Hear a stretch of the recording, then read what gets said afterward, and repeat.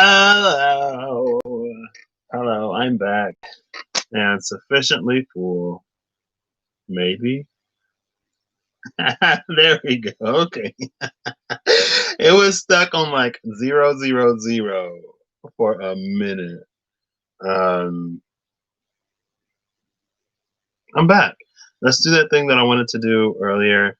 I'm pretty sure these are two decks that I got around Christmas time last year. Pretty sure I got myself these with my Christmas money. So that's why I want to use these. And let's get into it. I'm going to do that thing. I may be live for a minute today. I'm just feeling it. Today feels like a live kind of day, honestly. I might. So I'll do this first, and then I'll come back live. So, and I'll do like a free 2 cards for anyone who's interested. And it can either be 2 cards at once, or it can be 1 card with another card follow up. So, because I'm just feeling it today. I'm feeling it today. Why not? Not really expecting for anybody to be here, honestly. So we'll see how long I stay in here. I might just give myself a free 2 cards and then call it. But I guess I could send it out to some of the people that I know. And that's a thing that's happened. I've read for a few people that I know personally. And for the last sort of batch, I uploaded them and sent them from this channel. And this channel was kind of sort of hidden for a while. I've never really talked about this channel, even before I started uploading readings. But anyway, I used to have a whole bunch of like college vlogs on here.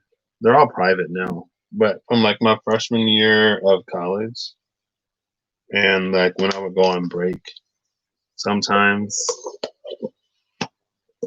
I remember I did Vlogust one day, so it was actually quite a bit of work to go and private everything. But I don't know. Let's see. Let's see what's up. So for this one, I'm going to start with before the eclipse. The eclipse. Between the eclipse and the conjunction, and after. I'm going to clarify with the Archangel Power cards wherever I guess I kind of sort of see fit. There's the Unseen and the Mountain. The Unseen was referenced earlier with the Shaman. It was the Unseen, the Healer, and the Mentor, I think. So I might actually read these. I think I'm going to read today because I can. So I should have my reading glasses on deck. Well, they were on deck. I think I just, oh, here they are. Okay, I know where they are. Oops. Interesting. Yeah, I'll take that. No, I'm not going to take this one. The Vision.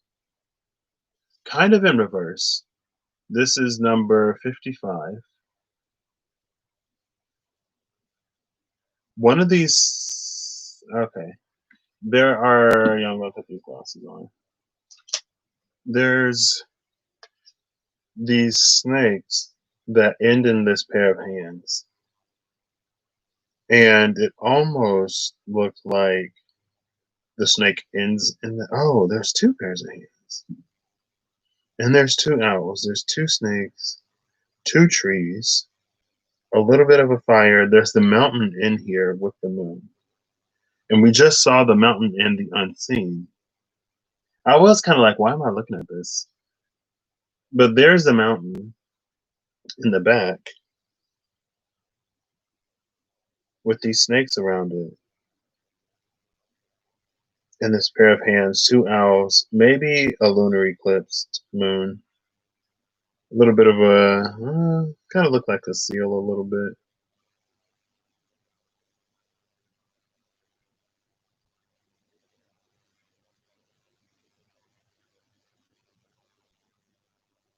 I think I am going to start this here. Because I think the vision kind of speaks of the feeling that we had before everything kind of sort of happened, right? Like I said earlier, it seemed like a lot of people were feeling shifts and changes.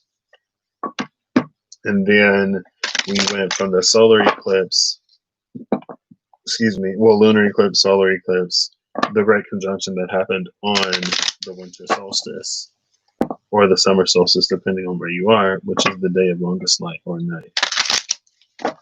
If it's summer where you are, it's the day of longest light. If it's winter, it's the day of longest night, which means that now in the northern hemisphere, the days are going to be getting longer. And in the southern hemisphere, the nights are going to start getting longer until we reach the vernal or autumnal, I guess, equinox, where they are the same length. So let's get into this. So that was before. So the eclipse, how am I going to do this? Here's the eclipse. Here is between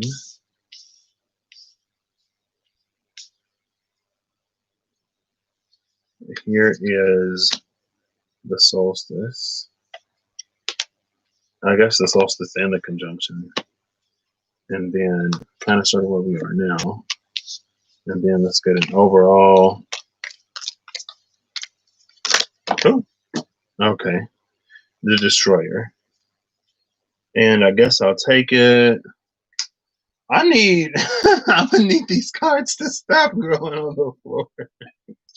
I'm gonna move these over here. I'm gonna need these cards to stay off of the ground because I know I mention it every time, but my Mystic Mondays is not the same. It's missing like 3 cards, and I have absolutely no clue where they are. Bottom of the deck is the Storm. So we have the Destroyer and the Storm, which is interesting. I don't think this vision accounted for the Storm and the Destroyer. So anyway, let's get into this. So we're starting with the vision before everything happened. It's master number 55. 5s are numbers of change. And it's like a 5 change isn't like a 3 change. It's almost indiscriminate. So with the 3 being more catalytic, that's something that like invokes change in something else, but it in and of itself is not changed. With the 5, everything is changed. And when everything changes, then I feel like it requires more for us to allow our perception to expand.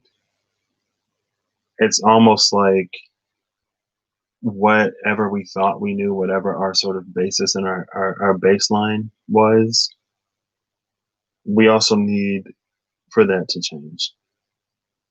Or we have to be open for that to change. And so here's the vision when we're like, oh my gosh, everything's going to be amazing. But what we didn't necessarily get in the vision is the mountain. And the mountain is a card of nearly insurmountable blockages and barriers, which reminds me, I need to text my friend to give a shout out to Lord Ganesha for me. I was like, pray to Lord Ganesha for me because I need it. And hey, I overcame. Shout out to people I work with in the spirits and the folks in my life, everybody. It's a collaborative effort. Anyway, back to this. What I don't think we necessarily saw was the difficulty that was inherent within this. I think there was a lot of the growth that we perceived, or like that things were going to change. Maybe we didn't think that it would be happening in the season of winter either. This looks very wintry. And it happening in the space of winter means that just like this light in the dark down here, that there is a sort of, what? We have a family medical guide? I'm going to read that.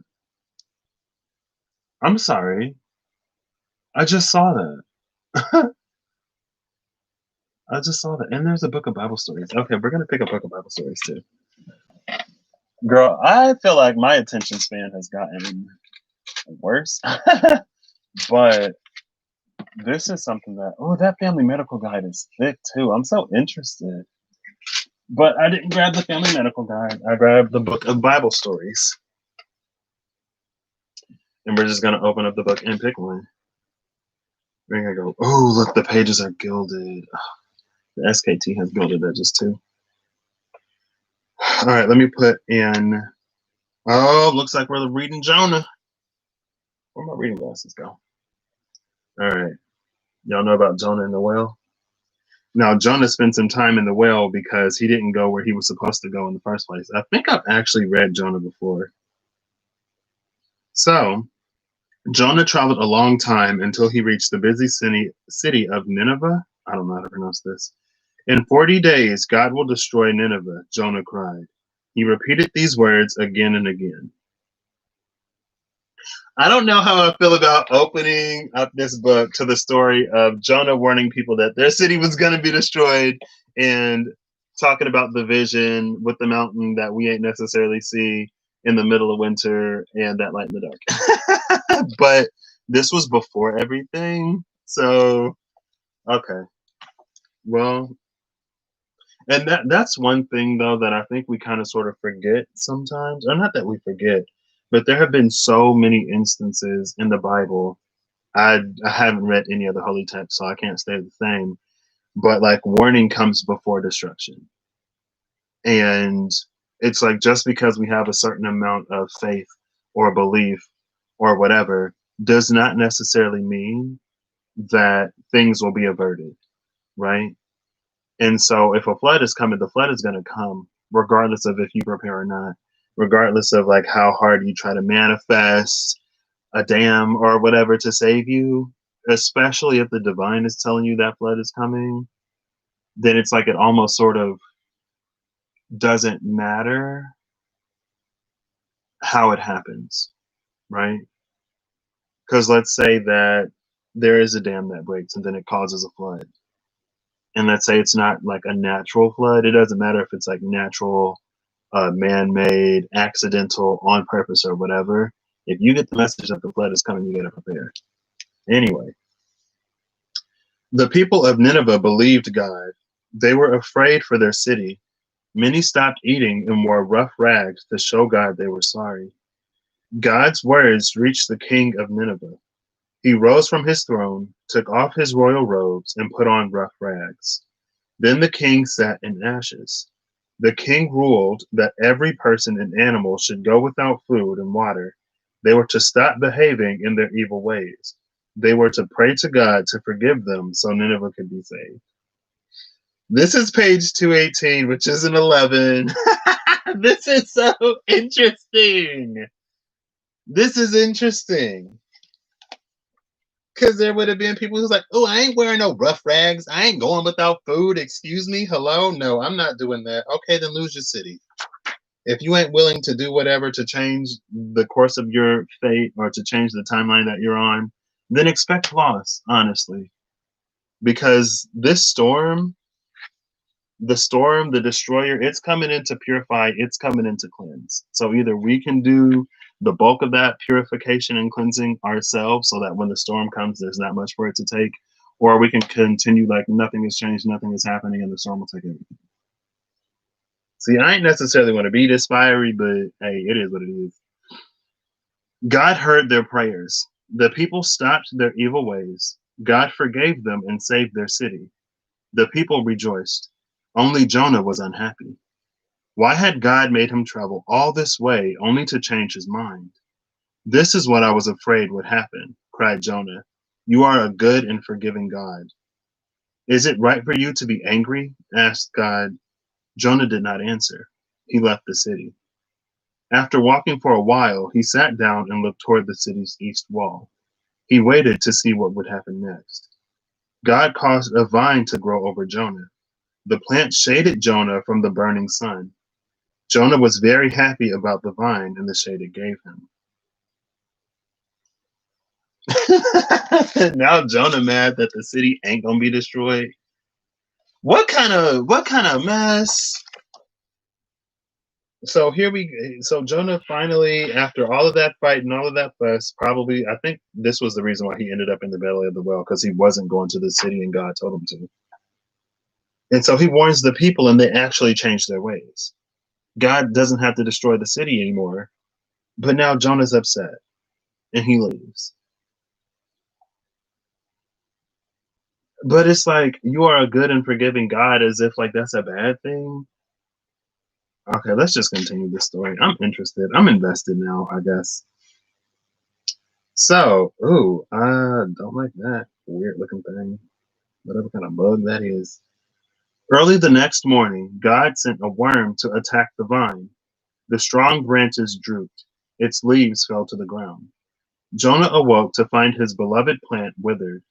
He was confused over what happened to the plant. Then he noticed an ugly worm crawling on a branch. Jonah knew that God sent the worm. He became angry. Once again, the sun beat down on the earth.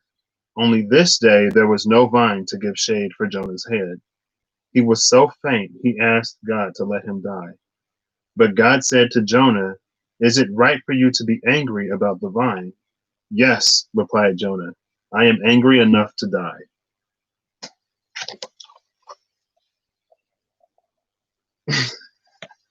I could not with Jonah. You know what though? You know what? I don't think I'm this extreme, but I could low key kind of sort of see myself being that, especially in the God is like, "Is it right for you to be angry?" Jonah's like, "Yeah, I'm so angry that like I don't even care if I don't even live no more." And it's like it's not that serious, Jonah. Like it really isn't that serious. Oh goodness. "You loved this vine that you did not grow. It was only on earth one day," said God softly. "Yet you want me to destroy Nineveh. I cared for this great city and its people and animals over many years." Jonah listened carefully. He now understood that God loves and forgives all people who turn to him. It doesn't matter who they are or where they are from. So, and then the birth of Jesus is the next story. Hey, it's Christmas, the birth of Jesus. I'm just going to take this as a synchronicity that I didn't just waste my time. So, there may be something in here for anyone who that resonates for. I don't know why Jonah was so keen on having the city destroyed, though. From what I do know of the story of Jonah, I think I might keep this out low key. I like that. From what I do know about the story of Jonah, I think again that was the city that he was supposed to go to. But instead of going to the city and doing whatever God had told him to do, he went in the opposite direction and then he ended up in the belly of the whale for some time. So maybe his thing was that, like, I was punished so severely, so seemingly severely, because I didn't go to this city and warn these people that it would be destroyed, only to end up in this city and then you don't even destroy it. So, like, what you put me in the belly of that well for if ain't nothing even happened? Hello? And then Jonah was like, I was afraid you would do this because you're a loving and forgiving God. Now, I like if that's the birth of Jesus, then that would have happened in the Old Testament. Because early Old Testament God was not necessarily the most forgiving. Like Sodom and Gomorrah, that came down. Noah's Ark flooded. Everybody ended up swimming with the fishes. But maybe again, it's that like, what do we need to learn? And that's something that my mom used to tell me all the time. She was like, I pray that there are these lessons that you don't have to learn the hard way. I pray you'll just listen. I pray this will be enough. And eventually it kind of sort of just sank in. It kind of did. I just like isolated in other ways for different reasons, but crisis averted regardless. Um, and so there is a huge message of forgiveness there that needs to happen. Don't know why or who we're forgiving or being asked to forgive. And it also reminds me of a question that somebody posted recently. They said to anyone who has worked through any anger or resentment that sort of was caused by some kind of trauma or oppression, like now that you've worked through that, how do you view like atonement or something like that? Like, what do you want now? Like, do you want for there to be punishment? Like, are you okay with whatever? And I was like, I love this question. This is a very good question. I think I'm actually going to read it because I should have fairly quick access to it. I can put on these for this one. I got like nearly 3 times magnification on these one glasses, and this one is just like 125. I love both of them for different reasons. I also love when I don't need them. Let's see. So the question was,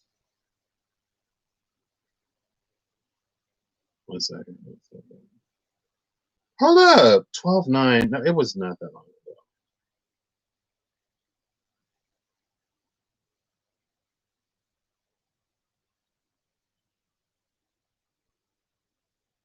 ago. Okay, so it's for folks who have worked through their anger and or trauma towards systemic oppression.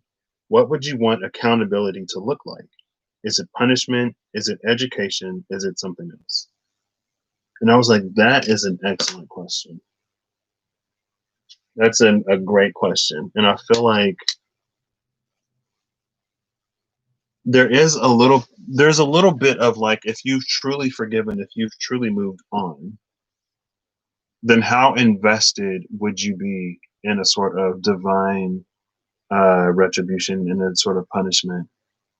Because although people like we have been affected by people, and although like you could say that like they owe us an apology in some way, like the bulk of the work that they have to do is on themselves, and that's between themselves and spirit or universal karmic law.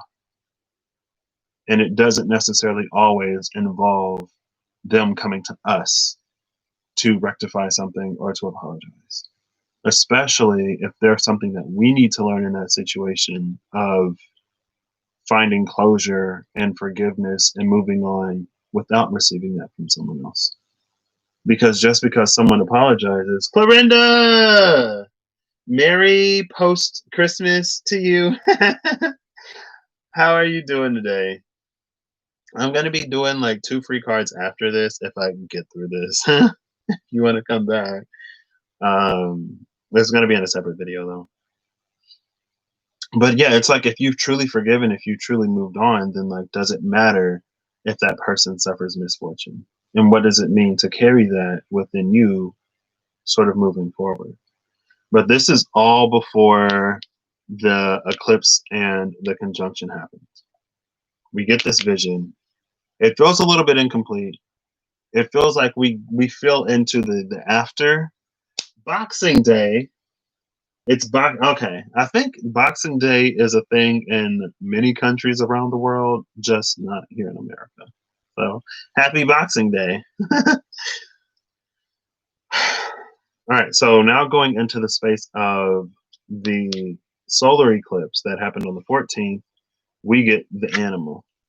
Number 19. I said I was going to read these in the book, didn't I? But I forgot. So I'm going to go back and I'm going to read the division and the animal. Animal!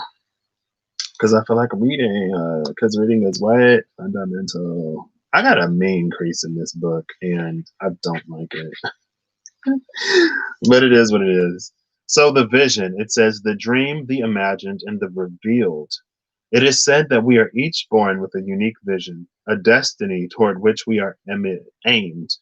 That's interesting because it was part of Jonah's destiny to go to the city of Nineveh and to warn the people of their impending demise and destruction. But because those people were God-fearing people, they cleaned up their acts real quick. Even the king cleaned up his act and then made a royal decree that everyone else do the same. And it saved them. Now, Jonah, maybe he thought that it would have been cooler if he was like, your city is going to be destroyed. And then the city was destroyed. And now Jonah's like this prophet of doom or whatever. And it's like, no, see, it ain't even about all that. Because Jonah might be like, well, now if I go tell people that I told the city, like God told me to tell them that their city would be destroyed, but since they got their act together, like nothing happened, who's going to believe me? And so then there's that question of ego that comes in. Anyway, I don't know. It's just a story. Well, this was the story of Jonah. I'm not going to say it's just a story because that is, a holy text that it was written in. But that's the piece of the story that we got. So anyway, moving back to this. It is also said that we forget this vision the moment we are born. Thus, we are sent on a lifelong journey of rediscovery. Such is the elusive nature of the vision. It slips away, yet it guides. It appears in strange dreams and surreal images, seemingly unattainable and preposterous. When we are connected to the vision, we carry an inspired, enchanted aliveness that others recognize. We trust the world and its synchronicities. We walk through new doors into wondrous opportunities. We all want to be near those with vision. They emit energy more potent than any elixir. When we lose connection to the vision, life becomes dull and exhausting, lacking meaning. Bring back the mystery. Bring back the dreams. I feel like we're kind of sort of there collectively. When in light, this is potent imagination and synchronicity, also trust. When dark, this is disconnected from art and dreams. It's listless and aimless. To go deeper, Twin Peaks by David Lynch and The Dream by Frida Kahlo. It says, look at art you loved when you were young. Listen to old records and poems. These are all ways to activate the vision. Also, it says, you can gauge how connected you are to your vision by how tired you are. Since the vision feeds us energy, it affects our life force and vitality. I can see that because when I was going through the darkest of my times, I was constantly tired. And I ain't gonna say I don't get tired no more, but I'm a lot less tired than I used to be. And I don't yawn nearly as much. I used to yawn constantly. So that was before. Next, the animal. The animal is the beast, the wild one, and the she wolf. She's a she wolf in disguise. Right? There's a she wolf in your closet. Let her out so she can breathe. Or something like that. I don't know. Oh gosh. Okay. We are mammals. The hair on our chest and between our legs, okay, Kim, reminds us so.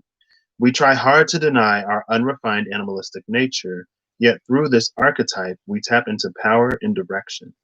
Activating the animal within means reawakening our relationship to nature in the most broad and embodied sense. Drinking from waterfalls, roaring at the moon, opening eyes underwater, eating berries from the vine.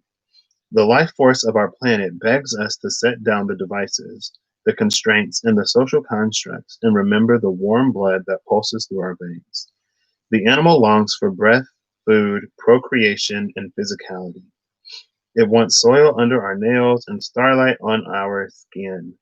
If this all sounds terribly unsophisticated to you, take note that it is said that when Buddha became enlightened, he roared like a great lion. When light, this is vital, elemental, alive, and dances. When dark, it is savagery, pent up emotion, and lashing out. To go deeper, listen to the audio recording of Mary Oliver reading Wild Geese. Repeat every morning for 1 week. The animal demands we get comfortable in our own skin. The minute you accept, express, and celebrate the physical body, you tap into animal energy. Notice your resistance to the animal within. Where does it come from? What has it kept you from doing, wild one?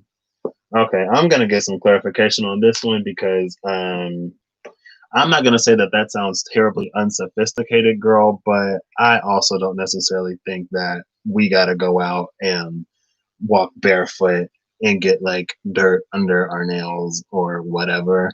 No, that's my own personal thing. I think for some people, that's a lovely way of reconnecting to earth and energies, to grounding yourself. It definitely works. But like animal is not all that we are. And I'll just say that. I'll just say that. I think I was thinking about going camping the other day. And I was like, would I actually do that? Because I'm not a camper. I'm a city boy. I ain't a big city boy, but I'm not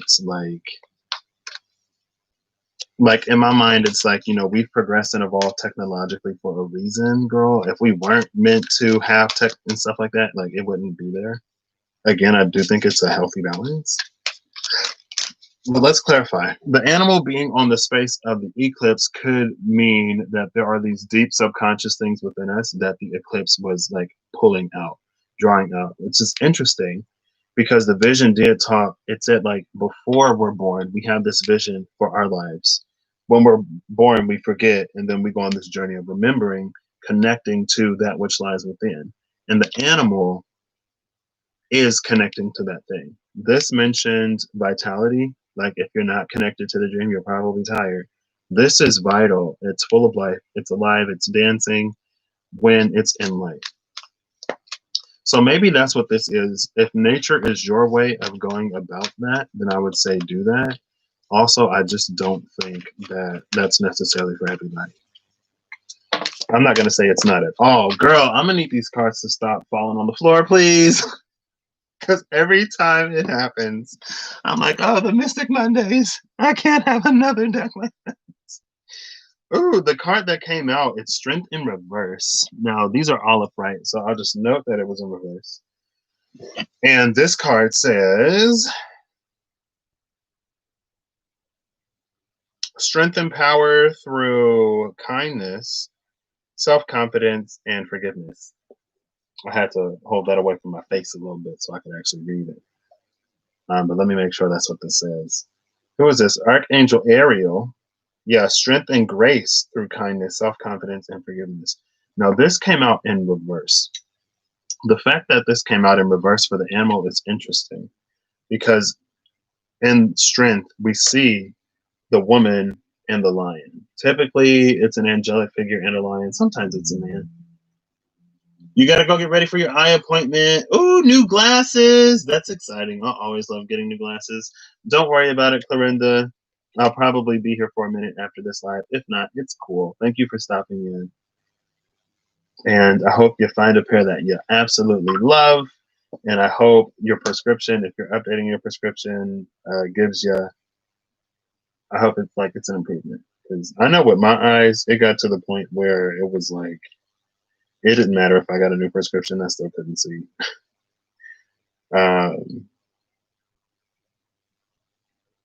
Ninja. Okay. But with strength being in reverse, again, it takes me to that energy that it's like, it's less about the animal and more about what's inside. Now, I could go to that. See you soon. Talk soon. Yes, yes. Kiss, kiss. Love you. Bye. Oh, I got a little catch in my back. Oh, gosh. I twisted the wrong way. The Storm and the Destroyer is at the bottom of the deck. And we are in the Blue Lunar Storm Mayan year. I saw something about the Mayan calendar recently. It was interesting because I haven't seen too much about the Mayan calendar lately. But with the Strength card being in reverse, what it feels like is whatever that part of us that like was awakened on the new moon, Sagittarius, lunar or solar eclipse, it feels like the ego is dying down for that to come up. And it connects us more to the vision. Now, the vision is for a lot of things. It could be related to what we do, the types of people and situations and environments we allow ourselves to be in, and just like the kind of sort of overall general flow and direction of our lives. And whatever doesn't align with that, it's like it's that call to begin to let it go. Because if we don't, we're not going to get to whatever promised land we saw with this vision. And also, it's to keep in mind that through the story of Jonah, once we get where it is that we're supposed to go, we don't necessarily know what's going to happen or how it's going to play out. Right? And I like the question of like, is it right for you to be angry that I didn't destroy this city? And at first, Jonah was silent because he wasn't gonna be like, yeah, because I had to come all the way here for you to not end up destroying the city. Like, you couldn't have just told somebody, like, if everybody is so God fearing, why didn't you just tell the king? And that's like, it ain't for us to worry about all day. So that's this. And again, it feels like the ego, and like the ego dying down, honestly, it just feels more like us being a little less carnal, even though this is the animal. It feels like us being a little less carnal and not so indulged in physicality that we don't see anything beyond it. And it's time for us to kind of sort of grow beyond that. And it feels like the animal is speaking to our truest nature. And it's not like, who have you become? What has life turned you into, or whatever? What has your hurt and your grief and your disappointment and your sadness made you? It's like, who are you really? Who are you beneath all of the trauma and all of the distortion and all of the discord? And it's about connecting to that and to living that truth. And I think that's why the forgiveness is here. Now, between the solar eclipse and the conjunction, we have the cave in reverse. I think I'm going to keep the cave in reverse because look at that. With the cave in reverse and you see the thing under the mountain, they look very similar. So there's a mountain under this cave. Oh, goodness. And a forest on top. The cave in reverse, to me, this looks like an out. This looks like an avenue. This looks like a way to, when I was doing the reading earlier and I was talking about the Deus Ex Machina, this is that Deus Ex Machina.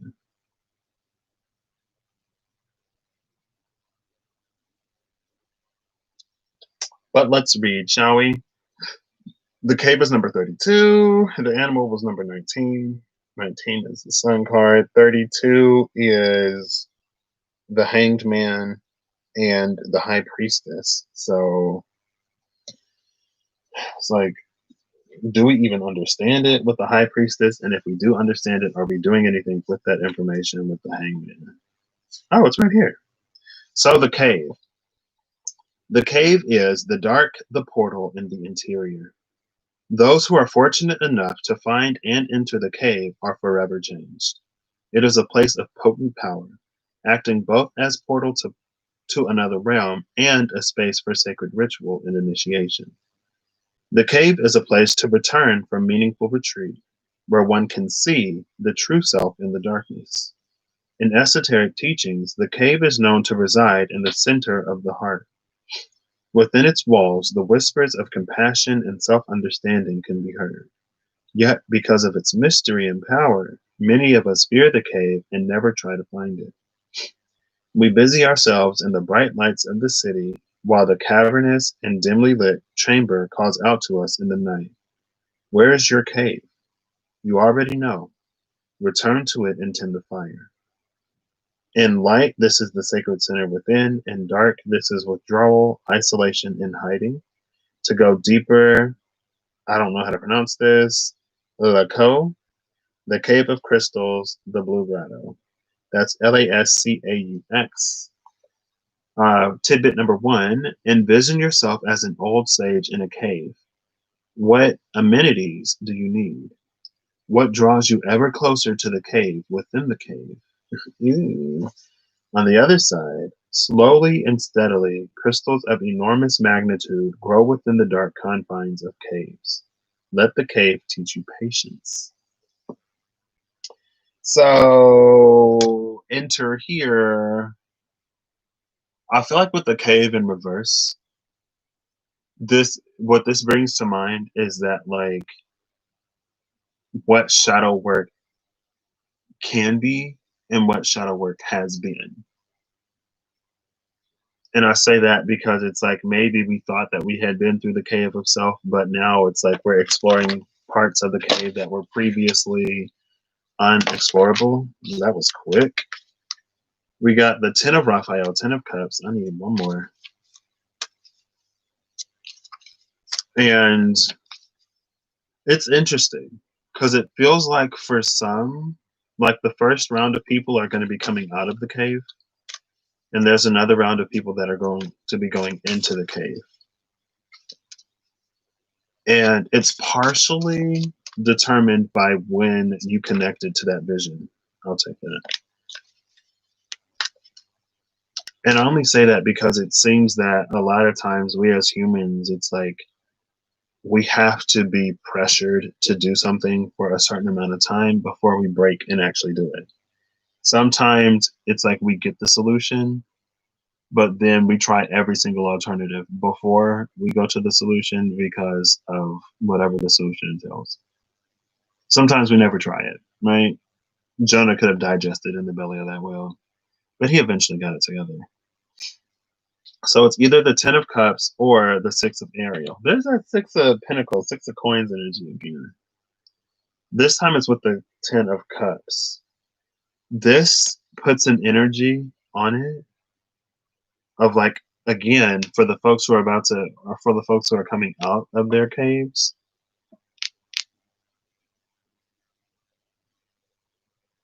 all of that work is going to be reciprocated. For those who never went into the caves, that will also be reciprocated. Six of Ariel says, material needs get fulfilled in magical and unexpected ways. Acts of kindness, giving or receiving with a grateful heart. The Ten of Raphael says, love and blessings fill your life. Harmonious relationships with family members and happily ever after. I like this Ten of Cups because we see the couple in front and a couple in the back. Now, there's also a rainbow here with either a tiny Raphael or a little butterfly bird type creature. But it kind of sort of does feel like it's this vision energy. But when we come out of the cave, that's coming into a space of beginning to fulfill whatever this vision was.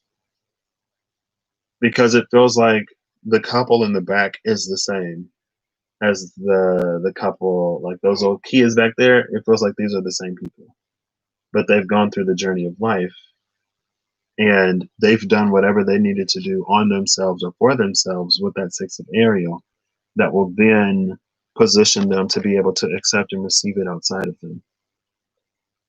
The cave in reverse could also talk about, like I was saying, the resistance to some people, the resistance that some of us may have had in actually going through this cave because of the darkness and everything else. And it's interesting that it mentioned the crystals that grow in the dark, because it's like we extract the crystals from the caves so that we don't have to go through the cave ourselves. And it's like, that's not quite how it works necessarily. Like the cave or the crystal could guide you through the cave probably, but it's not a substitute for actually going through the cave yourself. There's something that just needs to be faced. Now, the first two cards for the conjunction is the Starborn and Apocalypses. This is interesting. The Starborn and the Apocalypses. The Starborn could be referring to like star seeds. The Starborn could just simply be something that is beyond the times of this world, if that makes any sense. Or like beyond the times. Something with this vision, something that was destined for, it's like it's destined to really take off after things change. But it's also this energy of rebirth. Thrice born. A thrice born king. What is that? I don't know. It's interesting though, because I did talk about with the shaman card earlier that like we have three deaths. And so the thrice born king would be the one in the space of the elder before his final death, or her before their final death. And it's interesting that it's elder energy because it's supposed to be fresh, new, and young in the newer energy. And so I think that's why the animal in the cave is necessary, because as we've gone through life, we've acclimated to it. And I think that is also some of the difference between like I just started my own journey like 2 years ago. So I don't even know what shadow work looked like before last year. Because the first year of my journey I wasn't really necessarily too much heavy into what everybody else was doing on like YouTube and stuff. Not too much. Um so I did a lot of like independent stuff, which I'm grateful for because it gave me the perspective that I have. And it's a perspective that I also wanted. So that's another reason why I kind of sort of did it that way. Anyway, but it's about like really preparing ourselves for the next step. I feel like if you've been on the journey longer, then it's like a more drawn out process. If you've consciously been on the journey longer, then it's probably a more drawn out process because it's like this steady ramping up of the energies. And now we're coming to this collective leaping point. And that's why, for those who are born later, it's like, they grow up in a world that's not as dense because of the work that's already been done on it. And for those who continue, it's like you got to keep growing. It doesn't stop.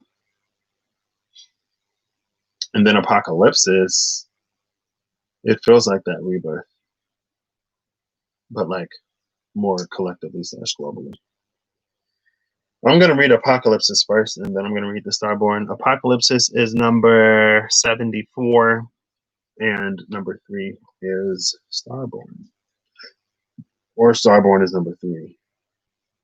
There's 72, 74.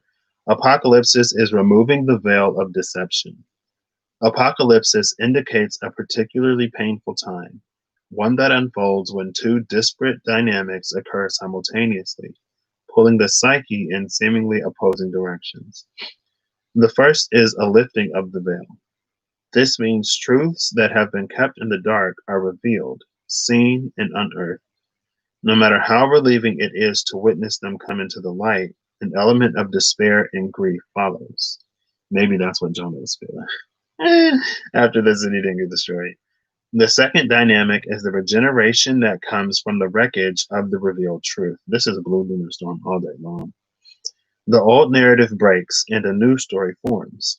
Apocalypse's energy is similar to a forest fire's devastation for the sake of regeneration.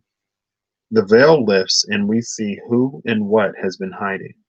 From the nakedness of the truth, a child is born. Wow, Starborn. Have faith in the process. Hold on to your center. That is the only way.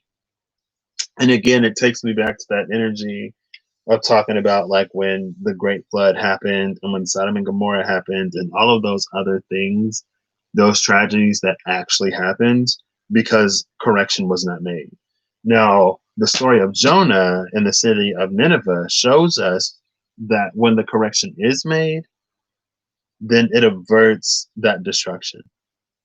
And like that came from God. So that's not like superficial, oh, I've changed, like, because God, he know a little bit more than who you play when you're outside. And it also reminds me of what I was saying earlier, because I think this card came out before in like late May, early June. when things really started popping off as far as like Black Lives Matter, and then more and more things were happening, and we have all of these like protests, or some people were like out protesting like curfews and mask laws and things like that, saying that, you know, law enforcement and the government doesn't have the right to tell them how to live their lives. But then we go back and we experience that other side of how certain entities can overstep and not face any real repercussion or punishment.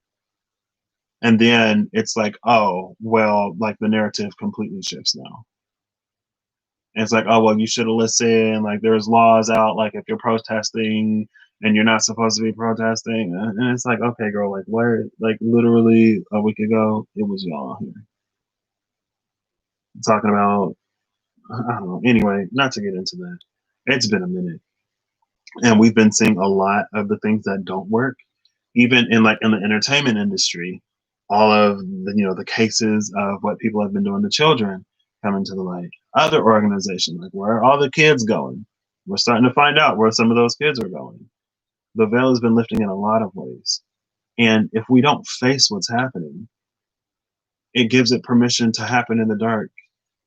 And it's like, that's not, it's like instead of actually addressing and solving the problem so it's no longer an issue, a lot of times it seems that most people choose to ignore it and pretend like it's not happening, which only gives it permission to happen outside of your knowledge and awareness of it, which is not a solution. And I feel like, and like that's the thing about oneness. That's the paradigm of, not paradigm, the paradox of oneness is, it's like whenever you ignore, drown out, or dismiss the pain of another or the situation that another is in, it's like you're almost giving, oops, you're almost giving the world, spirit, universe, the permission to do the same to you. Because what you put out, you receive. But when it's us personally, that's when we're like, oh, someone should care, someone should do something. This is an actual issue. But the truth is, it's always an issue. It's always a problem. Now, going into the Starborn, number 3. Oh, look, there it is, right there. Let me put these back on. Did I read this for Virgo? I know Virgo got the Starborn last time I used these cards. The divine child, the star child, and the destined. An elusive yet radiant aspect of the self. The starborn archetype points to the cosmic spark of light that arrives with each being at birth. It's like, well, we lose the vision, but we get this cosmic spark. The moment the newborn crowns, whether vaginally or surgically, the royal stars above are said to constellate in a unique shape that maps our path in the world. The idea of destiny is controversial, yet the starborn naturally feels a sense of destination and purpose, aiming itself toward a future that is beyond the mundane. When this card appears, travel back to your birth story for clues and insight.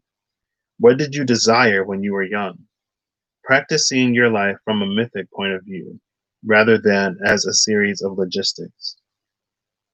Read the story of the 3 fates and envision yourself born under the stars with a unique destiny.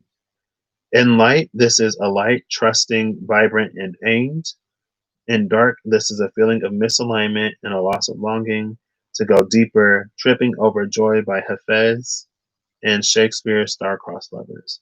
This is interesting because that energy mirrors, I'm pretty sure it was the vision, but also a little bit of the animal, but primarily the vision. And it's also interesting again because it's like when we're born, we lose the vision.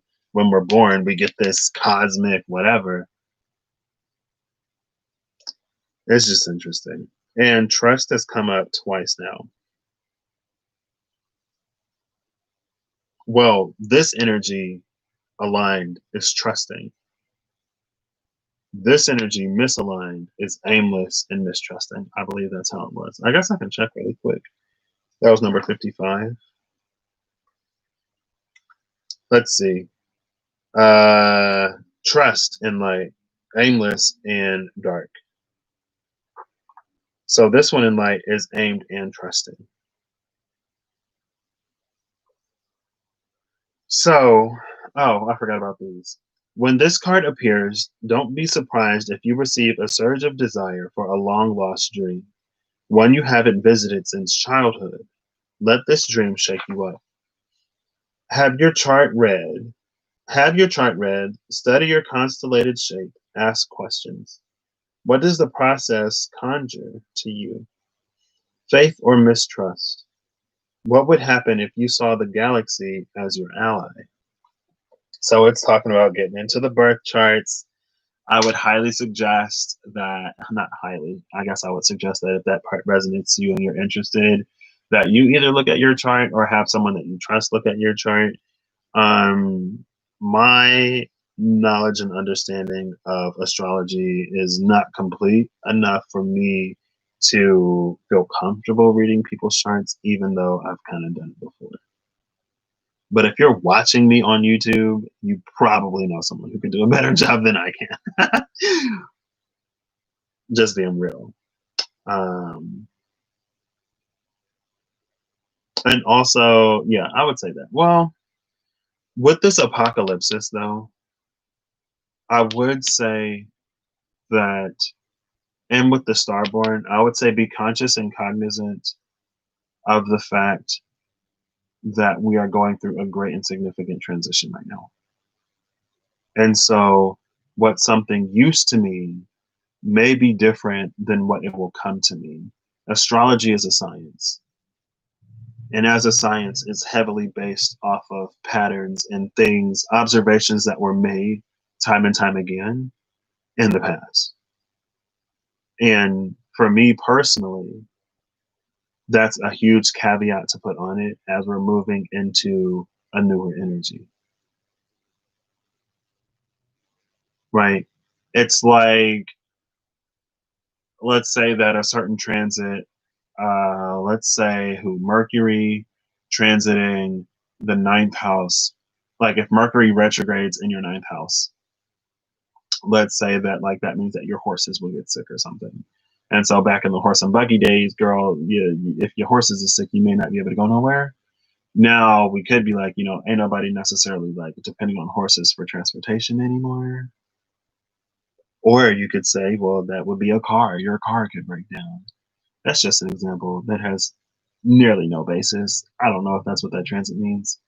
But it's like you see how we can either frame it as like something that's kind of outdated and that doesn't happen too much for the average person now, or we can choose to update it and to modernize it.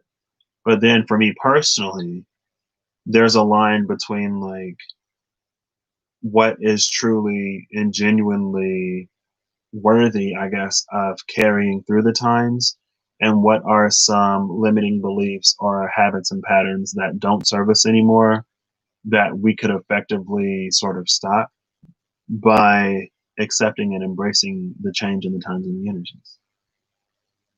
And that's my thing personally with astrology. It just seems that most of the time people talk about it, it's like they use a basis of the past to do so. And everything in me, I'm not going to say just the Pisces in me. Everything in me is like we're coming upon a new time, a new age, a new era. Things work differently when we behave differently. Just like how the city of Nineveh didn't have to be destroyed anymore, whatever destruction was foretold for them was voided. And I think we have the power to do the same in a lot of ways. But that being said, I would still go to somebody to get trust. Now, Gnosis, Apocalypsis and Gnosis. This is Gnosis coming after Apocalypsis and the Starborn. This is like perfect. This is so interesting right here. This is extremely interesting right here. And this is number, what is that? 75. So we're going to get into this.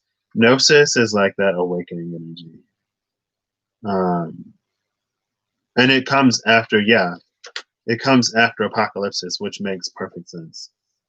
Because this is like that second birth. But there's, I guess, another birth after Gnosis, which could be what comes after Gnosis. It could. No, I don't think it's Kairos. It may not be in the book, honestly. That third birth may be something that we discover within self for ourselves. Gnosis is innermost knowing and mystic truths. I love that innermost knowing, especially coming after the cave. True knowledge is not found in facts and figures in scholarly books on library shelves. Rather, gnosis points to the deep and timeless archetypal wisdom that rises from the felt experience of having touched the unknown with every one of the senses. Those who are drawn to gnosis find themselves in esoteric studies, likely involving mysticism, alchemy, healing, or perhaps science. Knowing is their calling. Not knowing is their job description. No matter how far the alchemists take their studies, they come to the ultimate conclusion that facts slip toward mystery, and soon the mystery results in facts. This card signifies a knowing that is life changing. Once you experience it, you are forever changed and become a guardian of gnosis. The eternal mystery is calling you. Study your passion in the deepest way available to you. I love that. I feel like that clarifies my little mini astrology rant a little bit. So, when light, this is contemplating the mystery, unanswerable questions. When dark, it is over intellectualizing and literalizing and asking others to go deeper. Bruce Nauman's The True Artist helps the world by revealing mystic truths. Page 217, which is a personal thing for me. This card relates to the riddle and the shapeshifter. This card relates to the riddle and the shapeshifter. All concern themselves with revealing mystic truths. Those who say they know don't. Those who say they don't know, know. Now, it may be the ego in me, but that's not something that I necessarily believe to be true.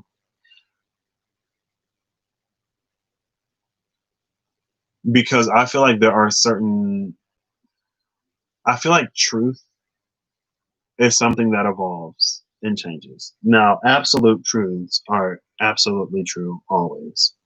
I think there are very, very, very few absolute truths. And I think just because we don't know everything doesn't mean that we can't claim to know some of the things that we do know.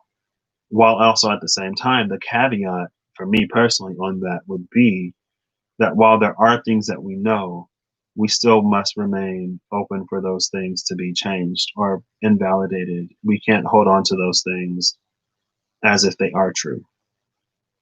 So there's a whole ball of paradox is my middle name, honestly. So on a certain level, do I believe that we don't know anything? Yes. But I also believe that what we know in the moment is sufficient and enough for us to move forward and to interact.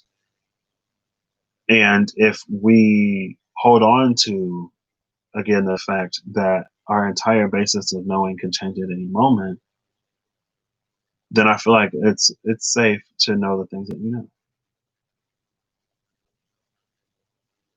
Because again, ultimately, you're not holding them as true, so we don't. Anyway, I'm just weird like that. I love that Gnosis came out. Again, that's the solar. No, that was the winter solstice / summer solstice on top of the Great Conjunction. The Great Conjunction is between Saturn and Jupiter. Now, Saturn and Jupiter in Aquarius is interesting because that implies that they were both just in Capricorn. And that means that they're setting the foundation, or at least this time around. They've had Pluto and countless other planets that have been in Capricorn since, not countless, because what Mercury went through Capricorn at about that time, maybe not. Mars went through Capricorn when they were closer. I think Venus went through Capricorn when they were closer. The moon is in Capricorn every 26 to 28 days. And it's been this energy of preparing the foundation before the conjunction in Aquarius. And I feel like that energy is kind of sort of mirrored and reflected up until this point. That's why some people are going to be coming out of the cave or have already started coming out of the caves, and why other people were kind of sort of being ushered into caves. Now, the amount of time that you spend in the cave is entirely dependent on you and your journey. But on the other side of the cave is where this vision, because look, that's the cave in the mountain. I said this was the Deus Ex Machina. This is the vision of that Deus Ex Machina happening, but not necessarily knowing how everything was going to transpire. So while we're manifesting this 5D Earth and 5D living and all of these other things, and then I think that comes into the gnosis of like, we don't know anything. And all of this mystic truth. This is mystic truths. This is the lifting of the veil. So again, it's a natural progression from one into the other.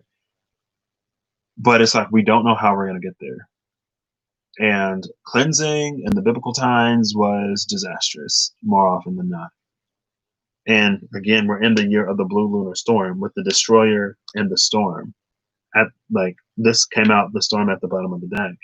But the purpose is not destruction. The purpose is the regeneration that occurs after everything that needs to be wiped away is wiped away. Eventually, the flood waters receded and life resumed on earth. And again, we can be like the people of Nineveh and handle and address the things that we need to before that disruption. Or we could be some of the people who got washed out in the flood, who called Noah crazy and then tried to get on that boat when it started to rain.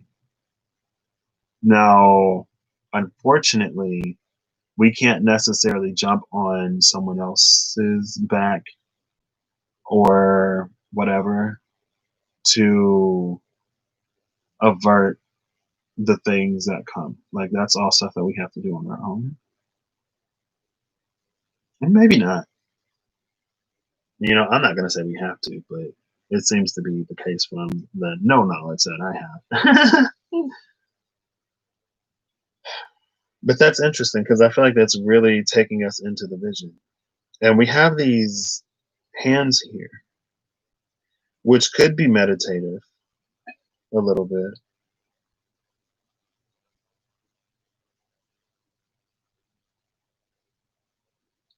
And there's two pairs of hands. I still haven't exactly figured out what those are, but it could be a cradle that things don't have to be as dark as they appear. And one of the only lights that there really was to find was probably a light of self or a light of the divine within self. And I know I speak like, I don't have to go into it. So now, basically, where we are after all of that is the empty room on its side. And I love that we're ending with the empty room on the side. The empty room on the side means that the empty room could be upright or in reverse. It's dependent on where you are. The empty room actually came out a while ago. I think the empty room was with the fault line, if I remember correctly. I don't remember what else was there. But it could have been a fear that what lied on the other side of the change like was only more destruction, that there was no recovery, there was no bounce back, that was an absolute end, and it was some kind of punishment or whatever.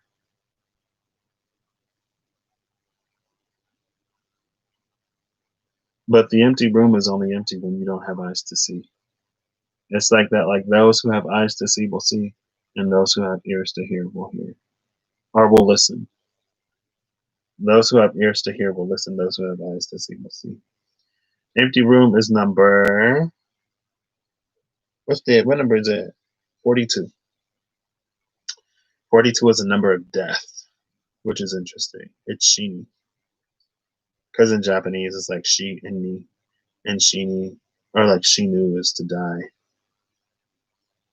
And shini is like something representative of the element of death. So like a shinigami is a god of death. Kami is God, and then the shini is death. Yato gami. What is yato? I don't remember. I ain't got no shini in it. Anyway, it's related to death. And I remember that a girl told me a long time ago that, like, I don't know if they still do it, but the reason why forks only had three prongs and why four was considered like a unlucky or inauspicious number was because four is symbolic of death. Like there are four stages of life.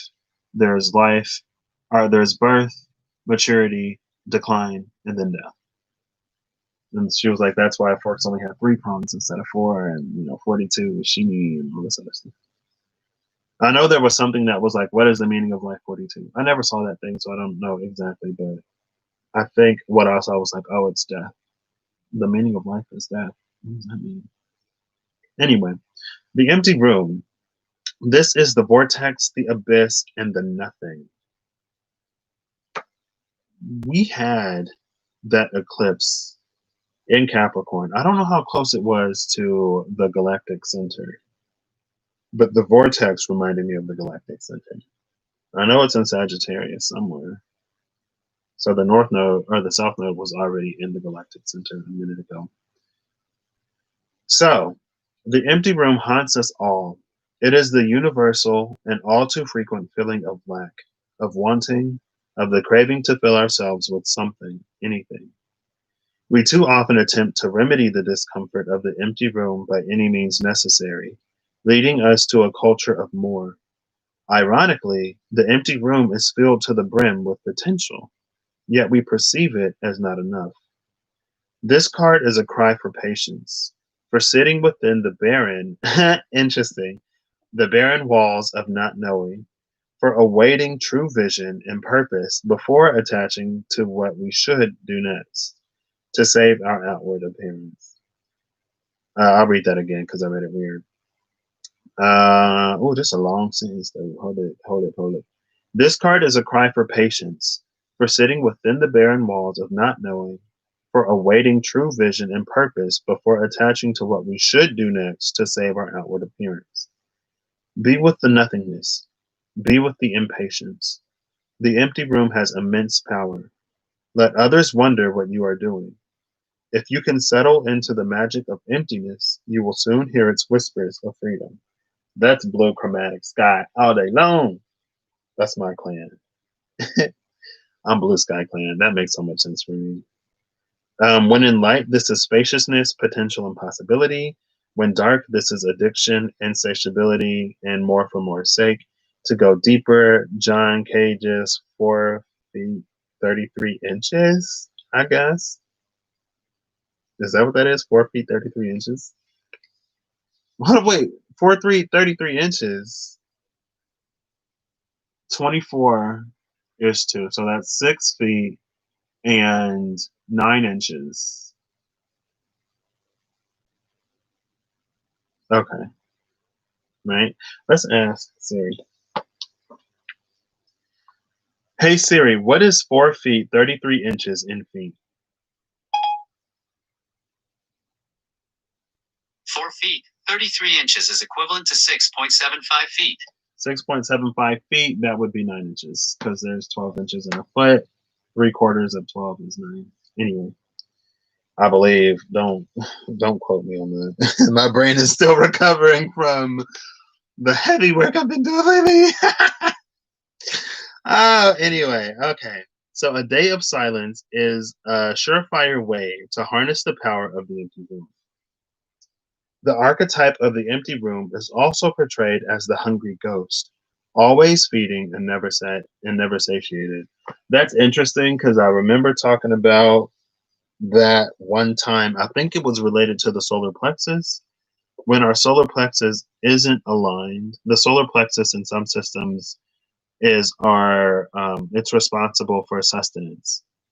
And so that's why like certain substances will like mess with your stomach and things like that. And it was this energy of like if we're not doing, and it's sustenance physically, mentally, emotionally, spiritually, in all meanings, any way you can be sustained and nourished, that solar plexus. And so when we're operating in more superficial ways, or if we're not properly nurturing all of those parts of ourselves, then it leads us to that insatiability where we're never full, we're never satisfied, it's never enough. And that more so than anything in your environment speaks to a lack of something within you. And nothing outside of you can fix, solve, remedy, address, face, heal the things that you need to do inside of you. It's no one else's responsibility, and we don't really have the capability to do it either. Which is again why, like, with the crystals from the cave, it's like the crystal can guide you through the cave, but getting the crystal is no substitute for going through the cave yourself. And I feel like a lot of times we kind of sort of treat things as substitutes, and that's why we don't get as far as we could go necessarily. Now, I don't feel like I really need to, but I am going to clarify this empty room because I'm feeling it. Because I want to. Because I want to. 10 of Ariel and the 2 of Ariel at the cut. It's like if it's empty, then it's because you see it that way. Kinda. All right. Let's get like 1 to 2 cards, please. Okay, there we go. Work. The 4 of Gabriel. I love that. Bottom of the deck is the 2 of Michael. There we go with those 2 unicorns touching horns and creating that magical, blissful, wondrous space between them. What deck am I going to use for that? I kind of want to use the Pride Tarot. But maybe I'll let people think. I don't know. We'll see. I'll get there when I get there. The 4 of Gabriel. This is time for a celebration. Abundant rewards for hard work. Release yourself from burdensome situations. Now, that release from burdensome situations, I think it was in this reading up here that I talked about. Maybe it was in the one before. I don't remember. But like the abundant rewards and the celebration, it's for hard work. Like the card, it says it itself. For hard work. So it's like if the room is still empty, then it's a you thing, honestly. Because abundance is all around you. It goes back to the 6 of Ariel energy on the other side of the cave. It's physical needs being met in magical and unexpected ways. And I feel like a lot of times, I think this is something that I said earlier, but maybe it is something that I said here. I'm pretty sure it's something I said in the last video. A lot of times, it is. It came out at the end for the Deus Ex Machina, when the man holding the coin was the Deus Ex Machina for all tied up. That's what it was. And a lot of times we sort of overly rely on a specific thing to remedy, solve, cure, elevate us out of, rescue us from whatever situation we're in. And what happens is it cuts off other means and ways for us to sort of get out of that situation. And not everything is meant to take us all the way. Because again, some things we have to do for ourselves. There's an economics book over there now that I just saw, but I only see econ. And so with economics, it's about supply and demand, right? That was funny. It's about supply and demand. The demand hasn't changed. So, and we've still got the supply because no one's buying it. And I didn't finish watching that movie. So, anyway, it's about supply and demand. And it's like, it's kind of sort of like luxury items. And while I don't necessarily, like, I don't subscribe to exclusivity. It's like, yeah, it's this expensive, which means it's more exclusive. No one else can afford it but you. You're going to be the only one in the world that has something this nice. It's like, okay, girl, I don't need something expensive, wildly exorbitant or whatever to have some kind of validation about myself, because I'm worth more to me than the things on the outside, honestly. But anyway, where was I going with that? I think I went too far. I kind of lost it. Supply and demand. And so with this empty room, it's like, as long as we continue to try to satisfy ourselves with things that have less substance, then again, it's like there's no need for the room to be filled. And a lot of times we kind of sit in this energy of like, oh, I'll continue doing this until I get something better. But sometimes you don't get something better until you stop doing whatever it is that's keeping better from entering your life in the first place. And if we're overly dependent and overly reliant on one specific avenue, one specific thing, one specific person, one specific job to reach whatever fulfillment or completion we think is there for us, it limits us more than we think. And sometimes there is a need to be flexible. Going back to the river and the mother that came at the end of that video.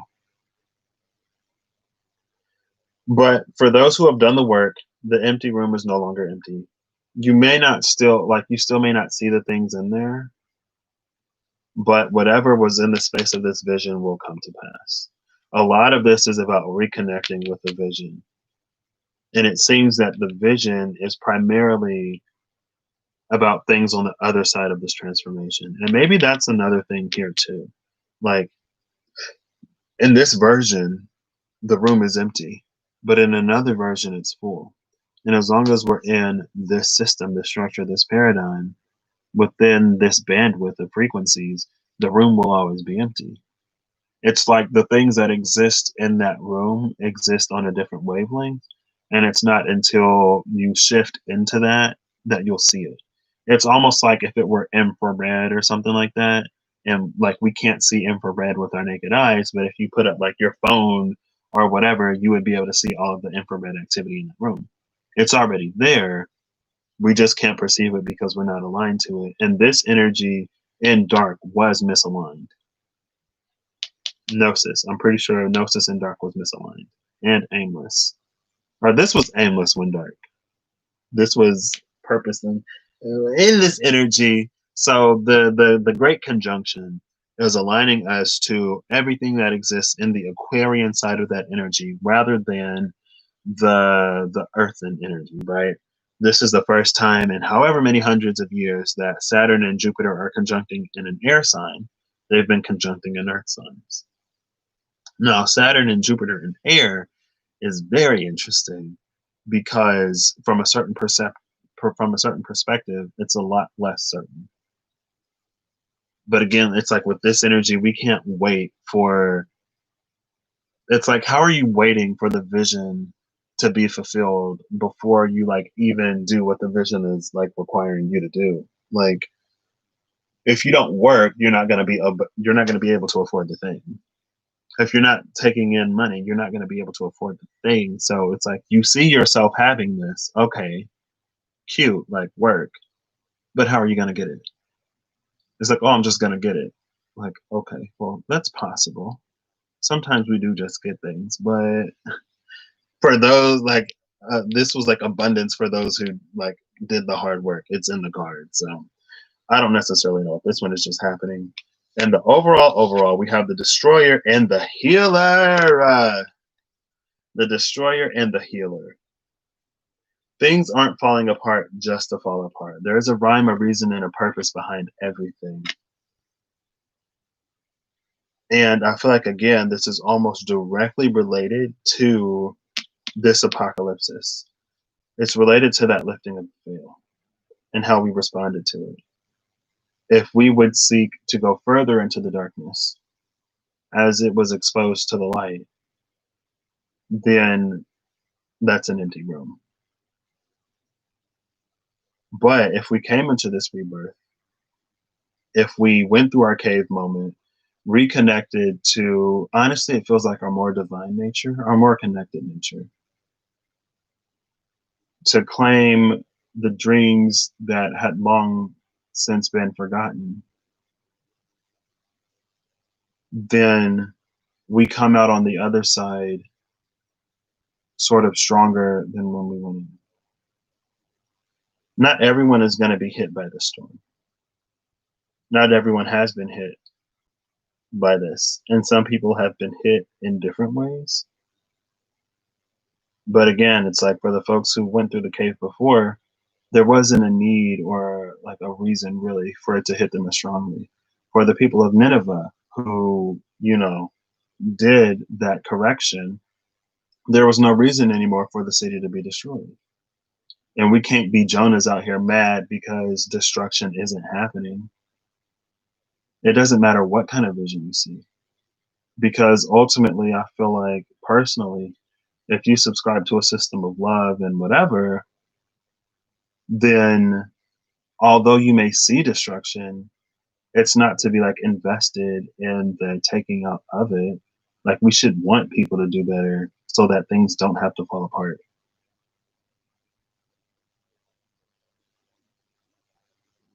I guess shouldn't say we should, but it would be cool if we did, right? So let's read the Destroyer and the Healer. This is heavy Shiva energy, I believe. I believe this is heavy Shiva energy. Or are the snakes connected to not Shiva? Who is outside of CERN? Because they have a statue of that person. Bravo. I got memories with my best friend today. I want to see these real quick. Oh, that was a Shangela Dawn. I wonder when we became friends. Oh, I love this. I did this, I guess. Wait, that was really 2 years ago? My mom's home. I did this 2 years ago. I thought that was last year. These are like little paper origami things that I put on lights and then they lit up. It was pretty cool. I did it a long time ago with a different set of lights that twinkled and it was gorgeous. On this one, like, not so much. It kind of lost the effect. And I couldn't really take them up. I wanted to put them up. Anyway, sorry. Oh gosh, when I do personals, I was gonna say I'm not this distracted, but I'm gonna say, you know what? Honestly, personals can be anything. Just like I don't have a plan when I come live, I don't really often too much have a plan when I do a personal reading. So I can't say that like, oh, they usually take this long and blah blah blah. Back in the day, it was anywhere between an hour and a half to 2 hours. Now, recently, I've done a few and I worked it down to like 10 to 20 minutes. I'm kind of sort of really proud of myself for that. But also in those, I don't go like too deep into it. And for me personally, there are things that I know it's not my place to dig into. And if something like that comes up, then I'm not going to dig into it. And there are some things where the process is more important than the result. And in those cases, I'm not going to like, it's not my role or my job to tell anybody what the process is because like that's the whole point. And then the result is whatever the result is. Anyway, just some fun things about me if you didn't pick them up. Yeah. The Destroyer is number 23. This is the Savage, the Unexpected, and the Rejected. I think this was Savage, or this was Savage. I think this was Savage when unaligned. Interesting. The Destroyer, the final of the three archetypes in the trio of existence, has necessary yet painful work to do in the world. Culturally, we have an aversion to endings, and we hang on to permanence as a signifier of success. Yet the destroyer pulls the rug out from underneath relationships, jobs, homes, and all forms of security. It's the part of us that wants things to end. Its painful orientation is to uncover our true purpose. The destroyer does not let us linger long in comforts, as it knows not much happens in that realm. As it knows not much happens in that realm. With its piercing eyes, it seeks out stagnancy from a distance, and the rest becomes history. In the old myths, this is the moment when heads begin to roll. The ground opens up and castles crumble. Hold on for the ride. The destroyer has arrived. Ooh, well, the destroyer has loved me. I feel like, going back to the story of Jonah, the destroyer has had its eye on a lot of stagnancy for a long time. And it's almost this energy of like, are we going to get it? Are we going to take self-initiative to do the things that we know we need to do? Or is the hammer going to have to come all the way down? Is it going to have to be like volcanoes and hurricanes and earthquakes and tsunamis and tornadoes and everything else to get us to do what it is that we need to do? Because the storm will do it. The destroyer will do it. Like, go back to the flood. Go back to Sodom and Gomorrah. If it's necessary, if it's necessary, it happens. Now, I don't want to say it's too late, but it's like certain things have already been put in motion, unfortunately. But I don't think it's like necessarily because the healer is right here. I feel like this cave, with the cave being in reverse, I feel like this is the biggest indicator of the severity of the storm. Y'all can't see the storm. Well, you kind of can. I think that's going to be the biggest indicator of the severity of the storm.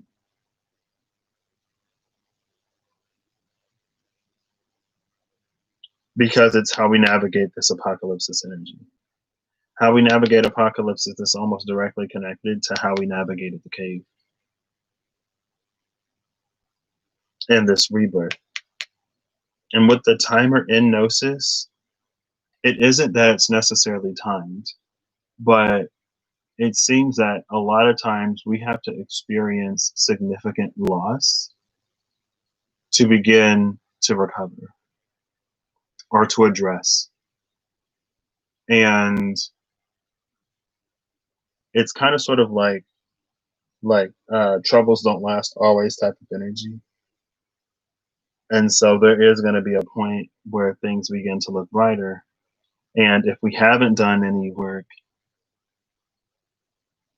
then that's the thing, right? It's like we live in an area that is subjected to all kinds of natural disasters. And all we do is like we brace ourselves for the next natural disaster. We make sure we have insurance, and then we go through that loss. That's probably, oh no, it's free. Merry Christmas. Oh. I met a whole bunch of fish last year. Like 2019 was the year of the fish. 2016 into 2017.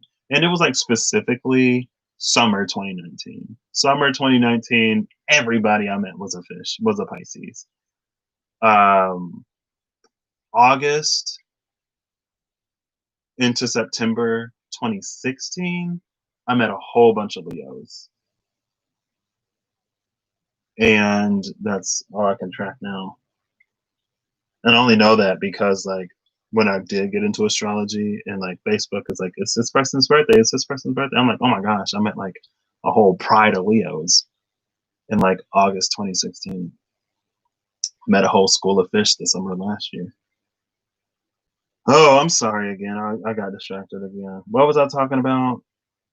So when this is light, it is swift and precise blows that redirect our life. When dark, it is self-destruction, negativity, and unwillingness to rebuild. To go deeper, Ravid Rauschenberg's erased de Kooning drawing. Okay.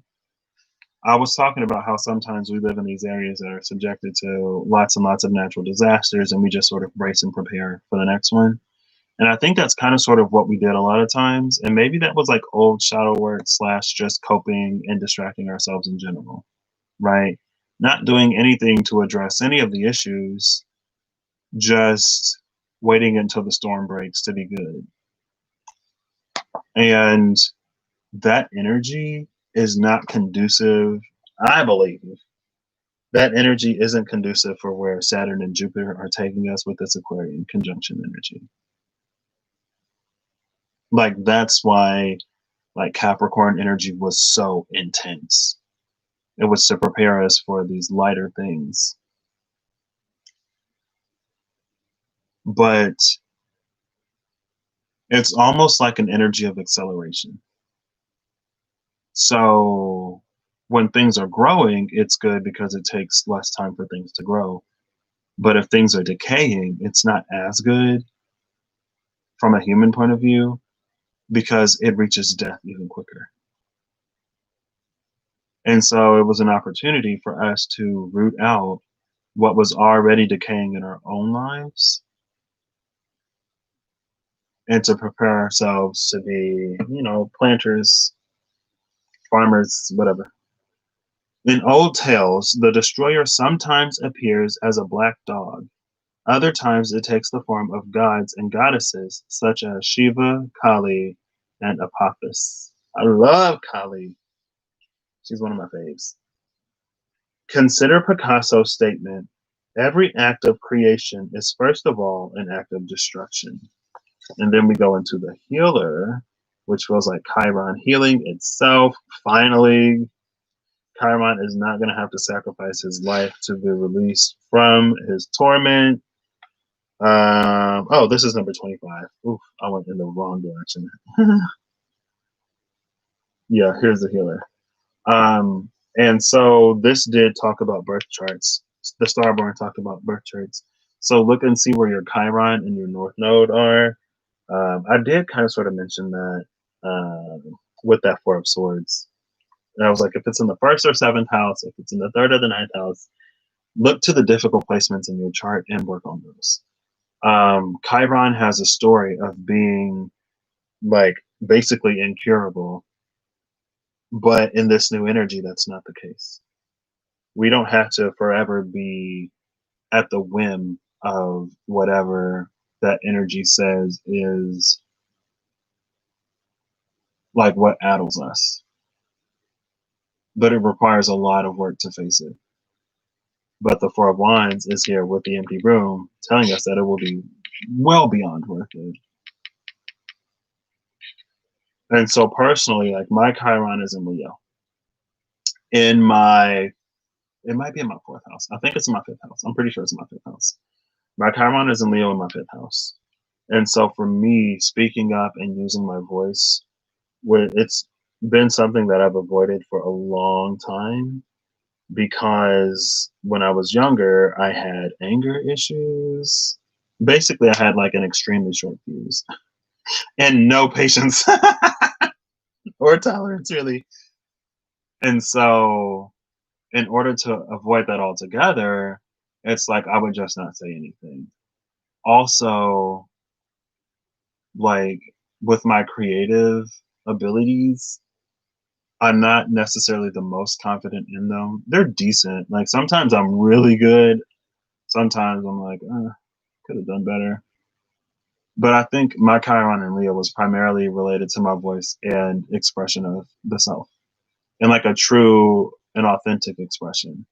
Now, that's not to say that I haven't been true and authentic, but when it comes to things that may be a little bit more controversial, I would never really speak on it. I would just kind of sort of seethe internally, honestly.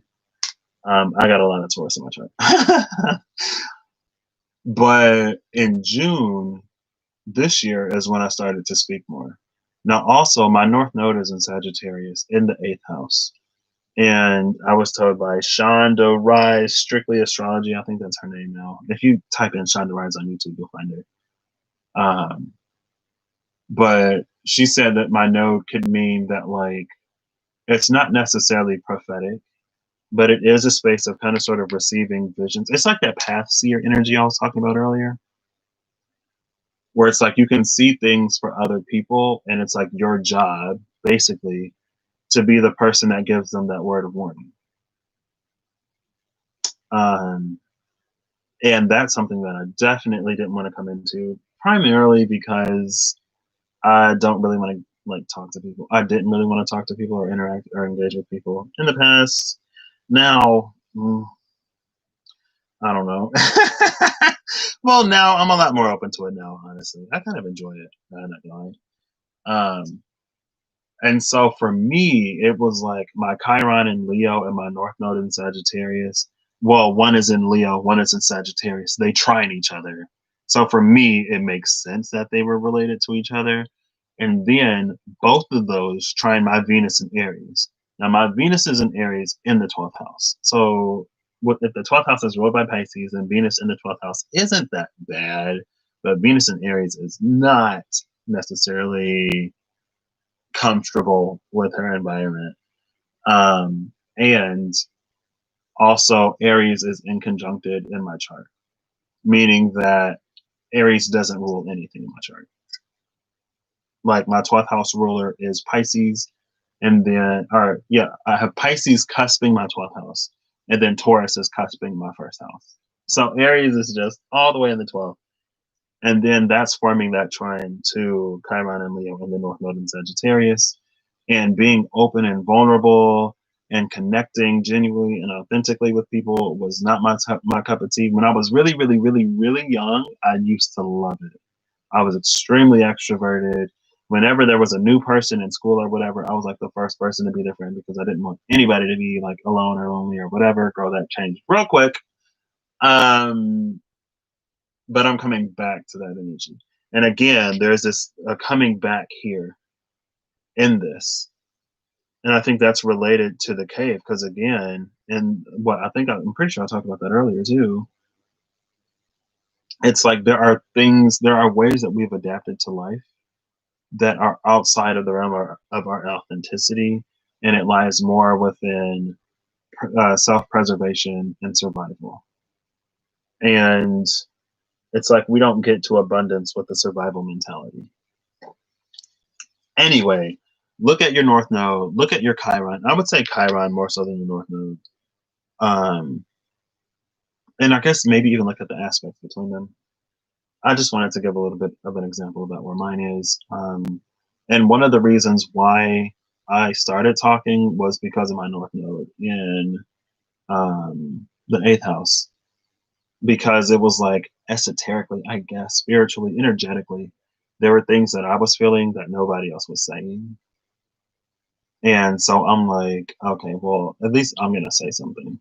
If I had found someone saying what it is that I was saying, because my channel is fairly small, I feel comfortable saying that my channel is very small. Not to minimize any of the people who, stop by because I appreciate y'all's. Even though it seems like lately I'm like super serious all the time, rarely fun. It ain't what it used to be. And I get heated like so much more than I did before. But hey, it's all a part of it. I gotta say and do what I gotta say and do. I just gotta make sure I got my own checkses. I got my own boxes checked. I got my own checkses boxed. I guess I am boxing checks. Is there a difference between boxing checks and checking boxes? Because at the end of the day, don't they look the same? All right, let's get back into the healer. I just gave it as a little bit of personal. That's how it plays out for me. Even if you have the same Chiron and Leo or the same North Node and Sagittarius, like depending on the houses, it might be different. It's like a full chart type of thing. And that's the thing about Gnosis again, I believe. It was or the Starborn. That's the thing about the Starborn. But anyway, so back to this. I'll start at the top again. Though some claim, I haven't even started reading this. This is the healer, the light worker, the gifted, and the old soul. Though some claim the work of the healer as their gift and name it as their dharma, the force of this archetype is within everyone. It is our natural inclination to remember, to return to, and to reclaim that central and eternal life force from which we so easily drift away. In Sanskrit, the word avidya means forgetting, and it is said that this is the source of all suffering and dis-ease. The healer's mission then becomes to move through the comfort of forgetting, through the veils of ignorance and denial, to reveal the radiance that already exists. The healer approaches this in multiple ways, from multiple angles, knowing the cycle of healing is not linear. It is a multi-layered and circuitous process, always leading back to its own origin, much like the Ouroboros. And Ouroboros was heavy, yesterday or whenever I did I'm pretty sure that was yesterday. And then we see the snakes here. But interestingly enough, none of these snakes, like that snake can totally bite that tail if it wanted to, but it's not. And so maybe it looked like we were heading for an Ouroboros if this is one snake as it grew like larger and larger. But instead of biting our own tail,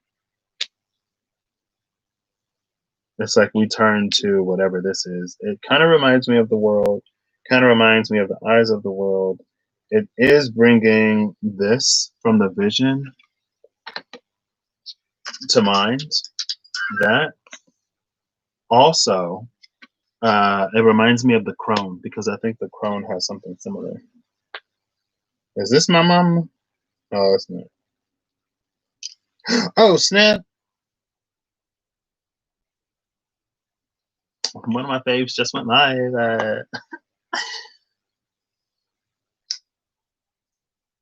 Oh, why did I take these off? I'm still reading. Oh my gosh.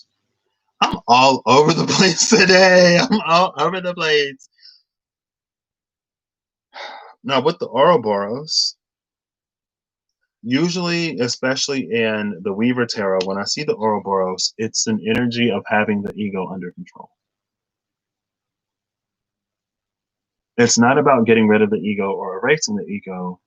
It's basically like through the process of self work and alignment, the ego naturally aligns to things that like the higher self would. Like the shadow naturally aligns to the light because in nature, they're connected, like one follows the other. There aren't a lot of detached shadows.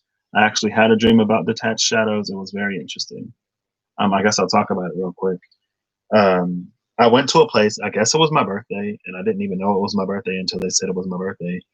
Um, and I found it was Abraham Hicks. Um, but I don't necessarily view her as Abraham. I just view her as a person who people look to for a sort of guidance and have a certain dependency on, specifically folks outside of religious structures, specifically. And something about her in the dream wasn't right. I don't think it was like her in real life. I think she was just playing the role of somebody that spiritual people look up to, quote unquote spiritual people, or alternatively believing people, I guess. I don't know. Um, Something was very off. And I was like, oh, I'm going to step outside and get some fresh air. Now, interestingly enough, it was wintertime and it was snowing.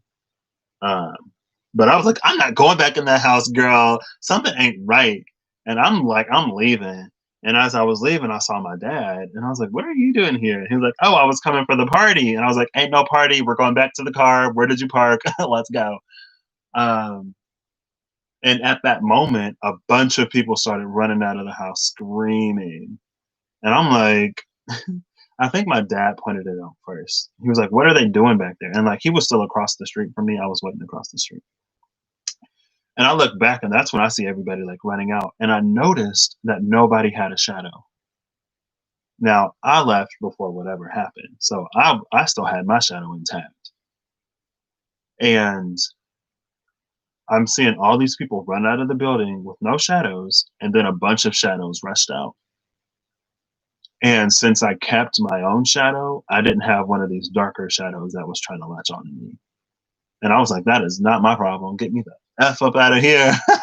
Like I knew something was up. And again, I'm not saying it's Abraham herself, itself, themselves, whatever.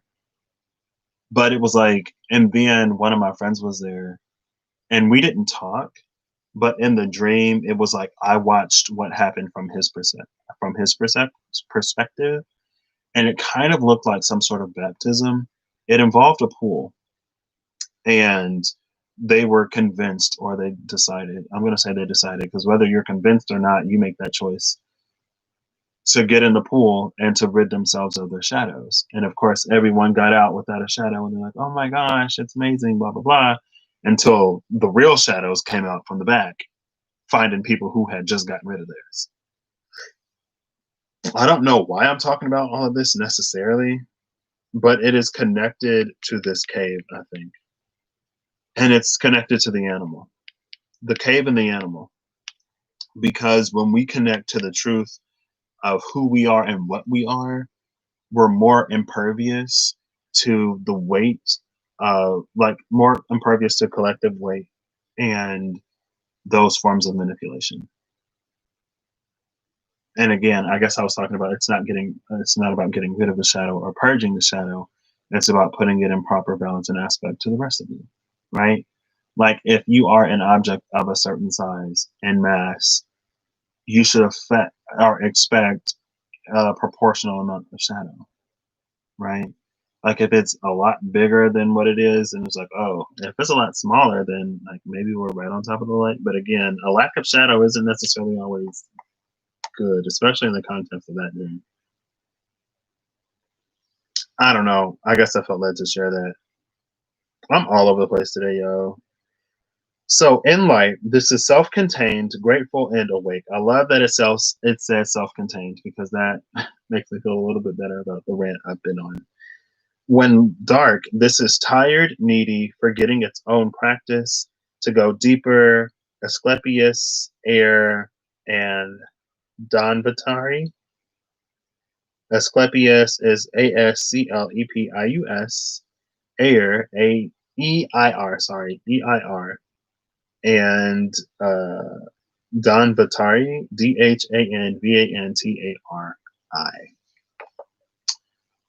This is the second time we've seen tired when it's not aligned, or the third time. So, the wounded healer is not someone who was wounded and is now healed. It is someone who continues to courageously break open the self and ego as a means for deeper integration. The image of the serpent is eternally tied to healing and medicine. Both Western, the Caduceus, and Eastern Kundalini study the serpent and its power. That to me talks about, again, balance, right? Because something that is toxic in proper balance can be medicinal, and something medicinal when out of balance can be toxic. And I took like 2 pharmacy classes. And it is, what is it? It's like the minimum effective concentration, or is it like the maximum effective and the minimum toxic? So it's like if you take more than this, it becomes toxic. If you take less, or it's like if you take, it might have been minimum effective and maximum toxic, because it was like you have to take at least this much to get some of the medicinal properties. If you take more than this much, then it goes into the toxic side. So you have this window where it is an effective medicine and it's not yet toxic. Anything above that, it's toxic. Anything below that, it's not effective at all. And that's the thing about the storm, I guess. Or that's kind of sort of the thing about tower energy in general. And it's like we can gauge for ourselves the space and position we're in by how we respond to and react to challenge in our lives.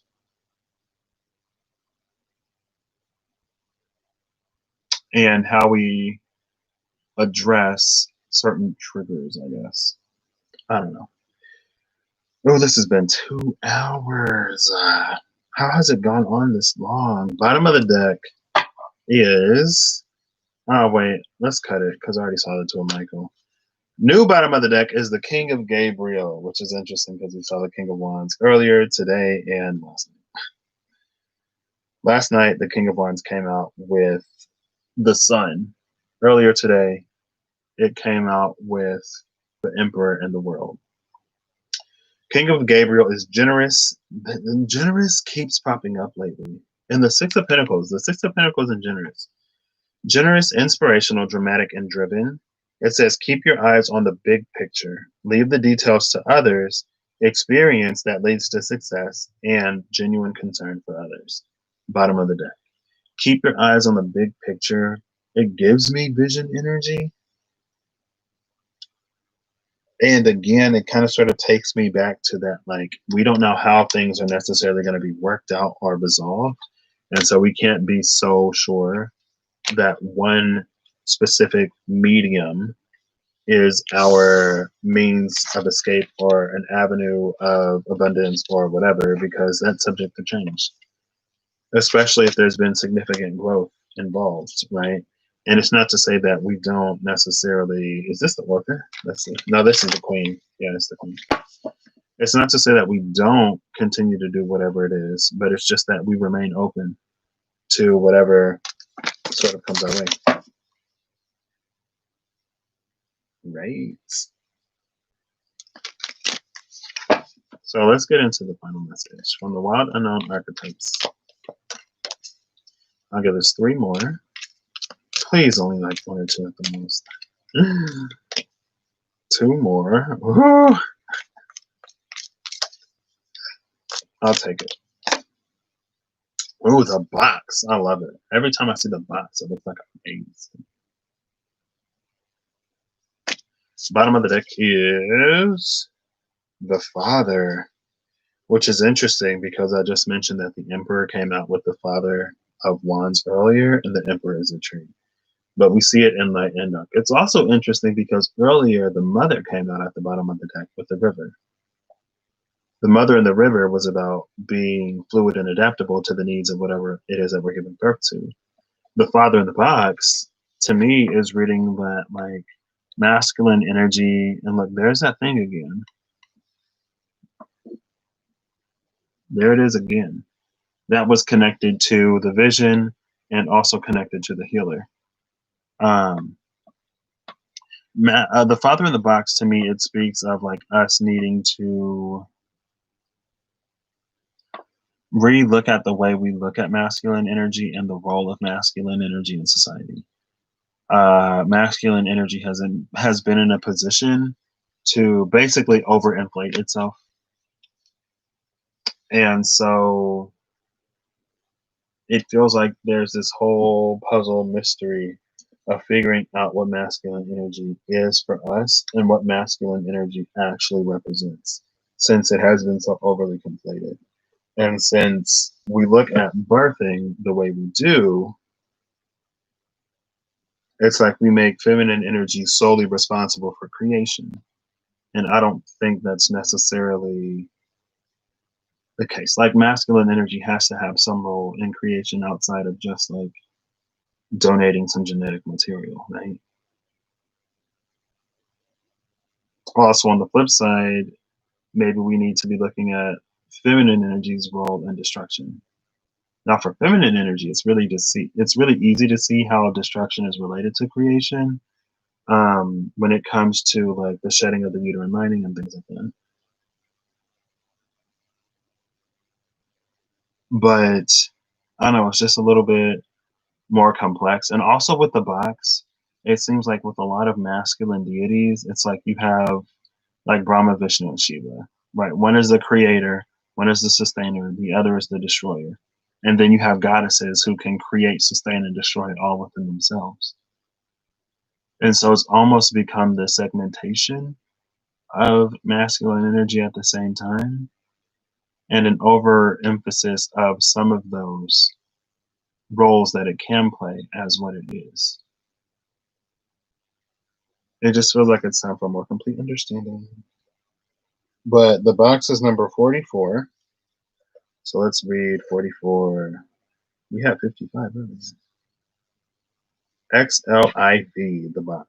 XL is 40, IV is 4. The box is the cage, the rules, and the norm. We all live, to some degree, within the confines of the box. This archetype represents everything that is known, anticipated, and expected. It holds us in place while simultaneously holding us back from our greatest visions. The box is sneaky, insidious, and everywhere, limiting us at the most unconscious levels. It is built of layer upon layer of social constructs and pressures. Breaking through its confines requires awareness, continued effort, and bravery. The box may appear as expectations from parents, a well-paying but heartless job, the pressure to look or behave like others, or simply to stay small. There is a box around you now, made of some type of confining thought. What is it? The box shifts and morphs as we grow. This is part of its multi-layered nature. Once you break through one layer, another will present itself to you. Keep going. Break through. An exquisite life requires it. In light, this is structure, order, coherence, and logic. I feel like those are a lot of the positive masculine aspects that have been overly used, emphasized. When dark, it is limitation, rigidity, judgment, and fear. To go deeper, Richard Serra, 1 ton prop, House of Cards. It says everything within the box is known. Everything outside the box is unknown. That is why it is more comfortable to stay within the walls. Choose freedom. On this side, moving outside of the box is exhilarating and expansive, but destabilizing. Others will wonder what you are doing and why you will, and you will too. And why, hold on, let me read this again because this is confusing me. Others will wonder what you are doing and why you will too. What? This is part of the process. Moving outside of the box is exhilarating and expansive, but destabilizing. Others will wonder what you are doing and why you will too. This is part of the process. I don't get that and why you will too. It's lost on me. That's fine. And then the father, number 2, I guess I'll just read it because why not? Is at the bottom of the deck. The father is the great father, the masculine, the protector. Alongside the mother, the father resides in the central axis of the archetypal family. The father embodies both light and dark aspects of the masculine. Thus, he is infinitely dynamic and complex. His energy is strong and regal, embodying such virtues as honesty, wisdom, and loyalty. Yet, ironically and simultaneously, the father is often absent, literally or emotionally. Through absence or action, the father eventually reveals that he is neither a king nor a god, but a human being with many flaws and wounds. He is both the guardian and one who leaves us to the wolves. Here, yet gone, the champion and the failure. Here, yet gone, the champion and the failure. The father can never resolve or escape this duality. It is inherent in the archetype itself. Witnessing the father's limitations allows the child to grow beyond the family and into the world. When light, this is supportive, strategic, regal, and kind authority. When dark, it is disappearing, disappointing, devastated by failures. To go deeper, Saturn devouring his son, by both Peter Paul Rubens, and Francisco Goya. It's interesting that the father is both present and absent by archetype because I feel like it kind of sort of again goes back to that like the mother has to carry the baby to term. And not that the father can leave, but there isn't much that the father can do besides what feed the mother, house the mother. And that's still a lot, but all of that has like indirect impacts and influences on the child that the mother is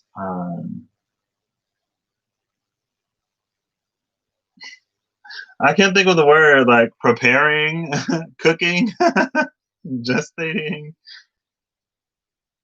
It all has like indirect impacts on that. The most that a father could do to directly impact like the life of a growing baby, unfortunately, would be to like end it. Outside of that, there isn't much that he can do to directly do it. And maybe the father energy then speaks more of through the vein of that structure and logic, it speaks of timing. I guess it is father time, right? And it speaks to like domino effects, things happening that cause other things to happen, rather than with mother energy being more directly connected.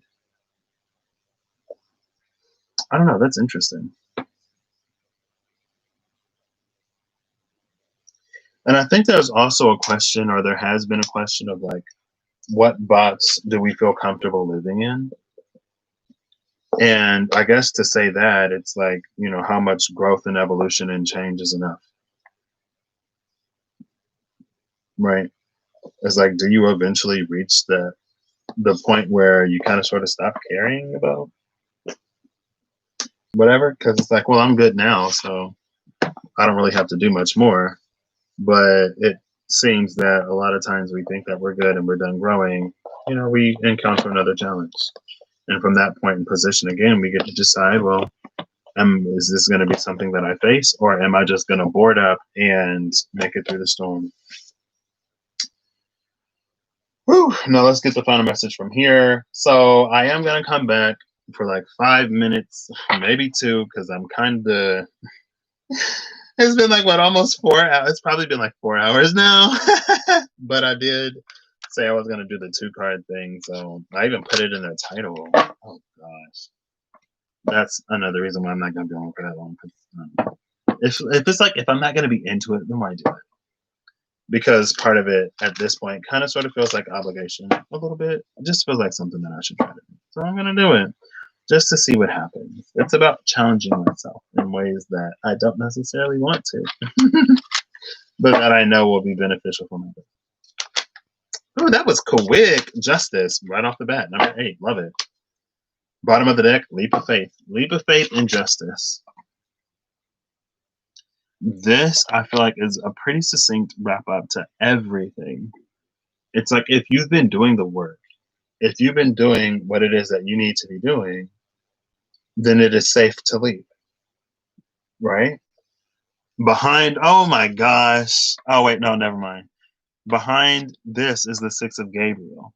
Congratulations, you've done a wonderful job. Time to move on to the next project. Awards, scholarships, or promotions. Leap of faith is Archangel Metatron. Believe in yourself, listen to your heart, and do what gives you joy.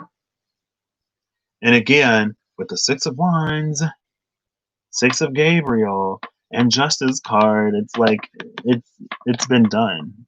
We don't have to worry about the cycles that we were in before.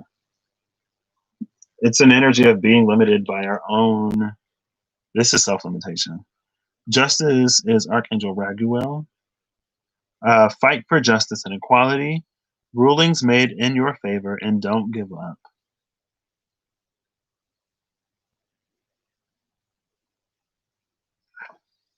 This is interesting. I'll see if I find it. If I can find it. My grandma has this room in her house. Oh, snap. DW.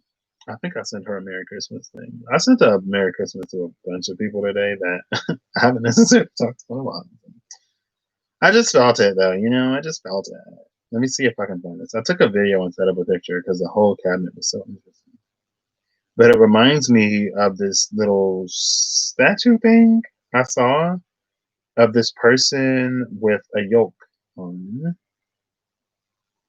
And I'll pause it. Oh, there he is right there. There he is right there. Let's zoom in. There was this dude with a yoke, but he only has one hand on the yoke and another hand on this stick. You don't see that? Oh, you can. It was in like my grandma's cabinet. And I looked at that. I was like, oh, that's interesting. And now, I'm looking at these like baskets or whatever that Archangel Raguel is holding. I guess it's scales. And I was like, oh, it reminded me of that.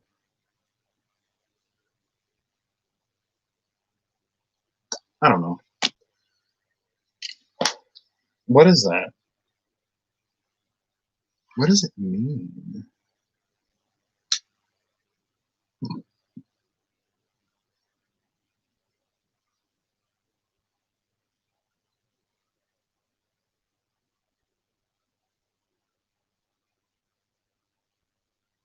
I feel like, because that was an older man, I feel like that sort of goes back to what I was saying about the Starborn and Apocalypses.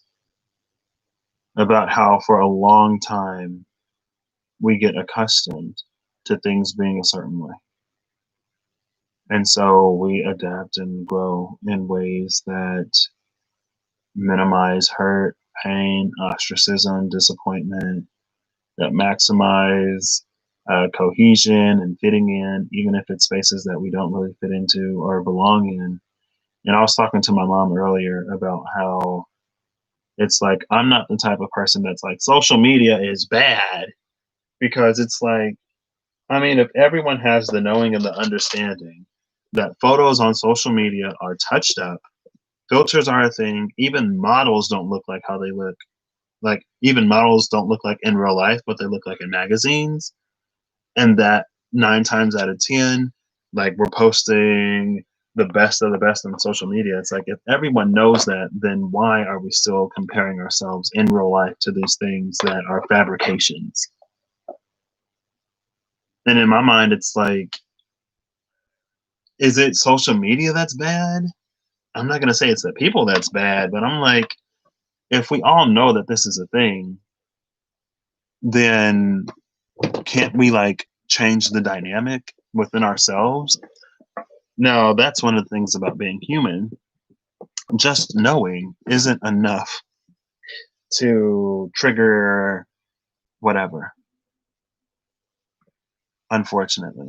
That used to irritate me so much.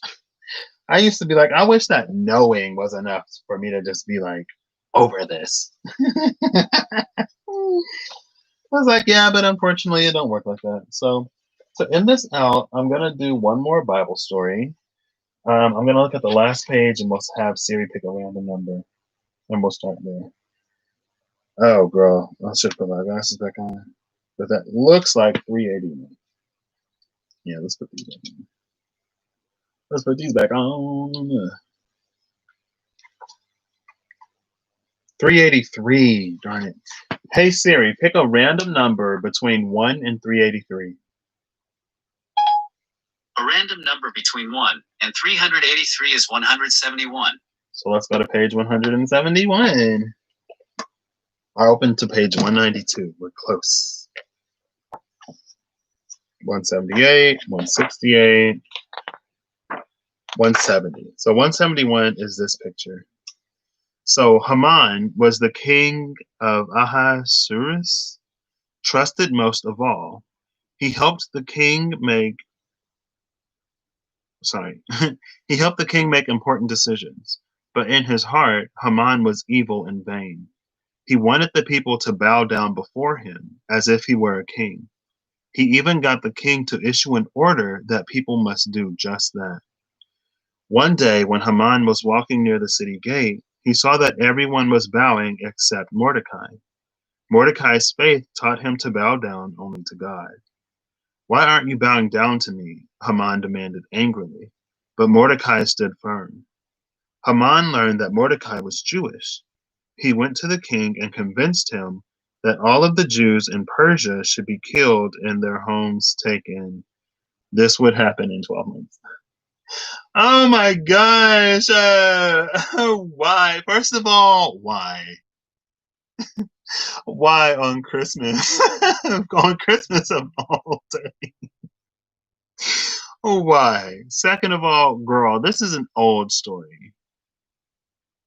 And like, people are still doing this. That's what like blows my mind as well. And I'm not gonna get into the whole, you know, Israel Palestine thing. I don't even want to read this anymore.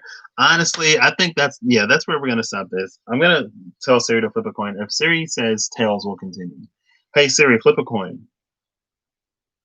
Heads. Woo, thank you. Because I did not want to go anymore. I think what is most important in this, first of all, it's how systems, how certain people can turn an entire system against another class of people. And it happens all the time, all over the world, to all different kinds of people. Because of silly, vain reasons that are kind of sort of ungrounded and unfounded if you really think about it. Like, it doesn't make sense. But I've already talked about that before. Next, it's that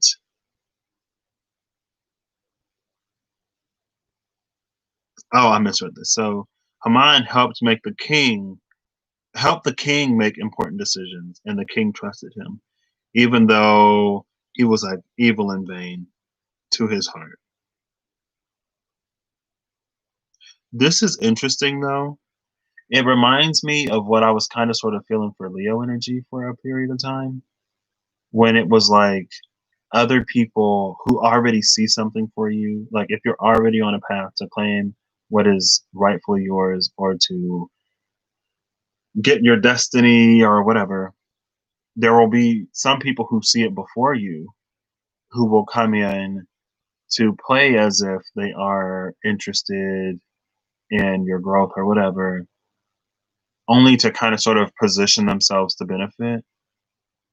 And so while he couldn't be the king himself, he worked his way into the king's inner circle, got the king to trust him, and then convinced the king to issue an order that people have to bow to him.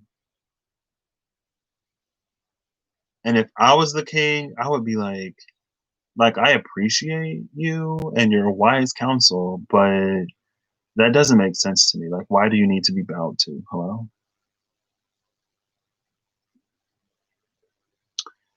But one day Haman came across the wrong one.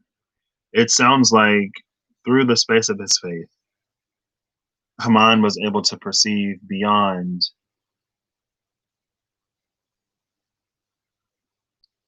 I don't know what the word is. It's like a glamour or an illusion.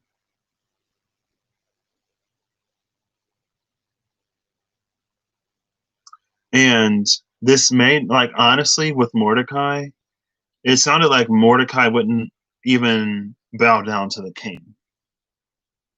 So this kind of sort of relates to what I was saying about how we experience things the way that we need to experience them in the moment.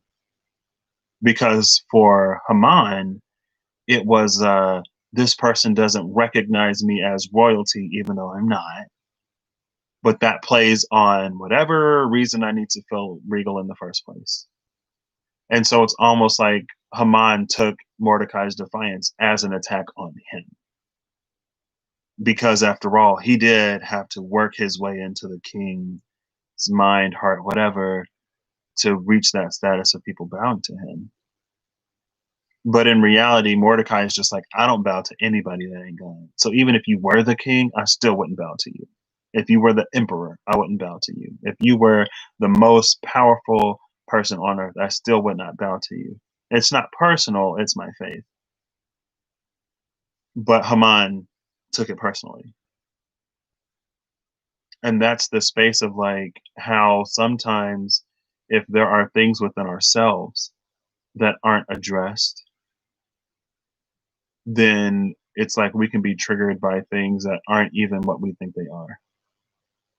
And it takes me back to that Eight of Wands, that illumination, and the subsequent like challenge to face it and deal with it ourselves, and to clean up and to put into proper balance our own shadows rather than to continue to be sort of driven by them.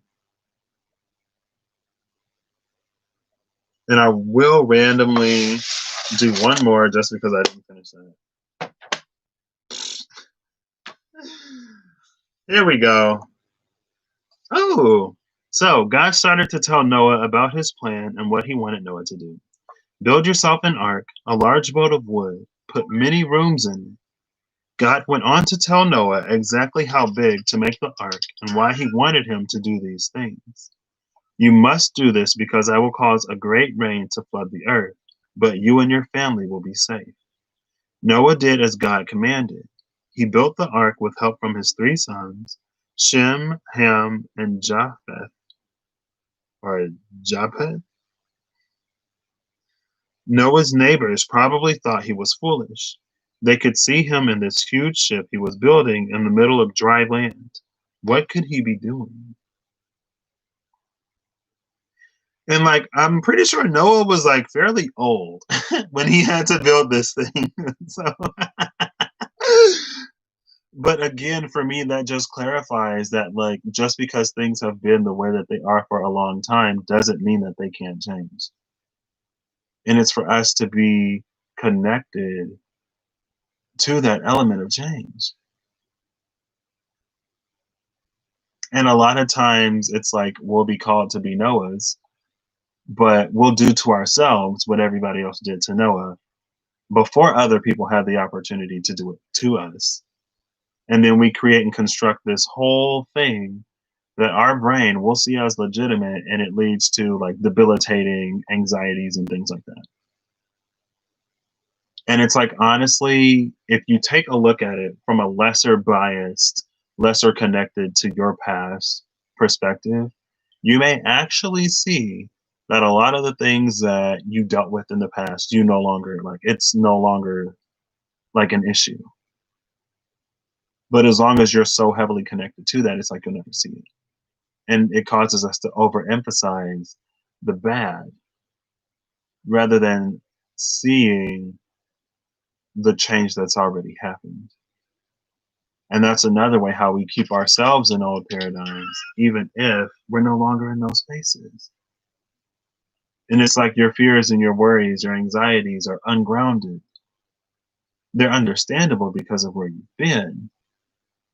But, like, if you could see where you are, really, you would know that these are things that you don't have to worry about anymore. That these are things that you can release, that you can let go of, that you can live life more fully and not have to worry so much about what other people say. And are you going to encounter from time to time someone who doesn't get it or who just wants to project whatever onto you? Maybe, yeah, sure, fine, whatever. And is one like mean and nasty comment, like, does that weigh a lot heavier on our psyches than like hundreds of good comments? A lot of people say that's the case. And it's like, why?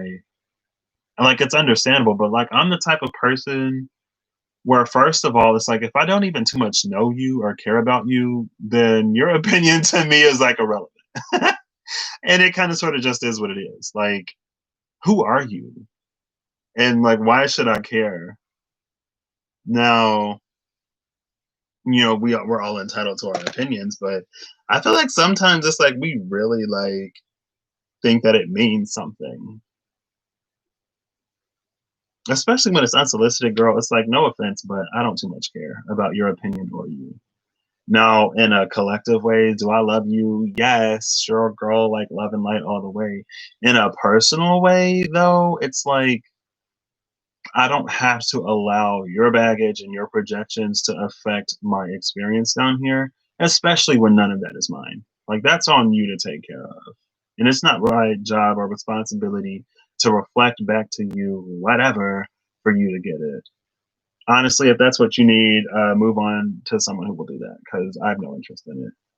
And even when it comes to people that I do care about, I'm like, I like what I like, and you're not going to convince me otherwise. So I still don't really care too much. um, I blame my Taurus rising and moon. Like my moon is in my first house, and it's fixed Earth. So I feel like it can be like good stubborn sometimes, but if the divine is telling you, it's like trust in that, right? And that's interesting because the first story we read was about Noah, was about Jonah, and I've been talking about the story of Noah and the flood and everything a lot. So is it fitting that that's the one that we end out on? I think yeah. But also Noah did what God told him to do the first time.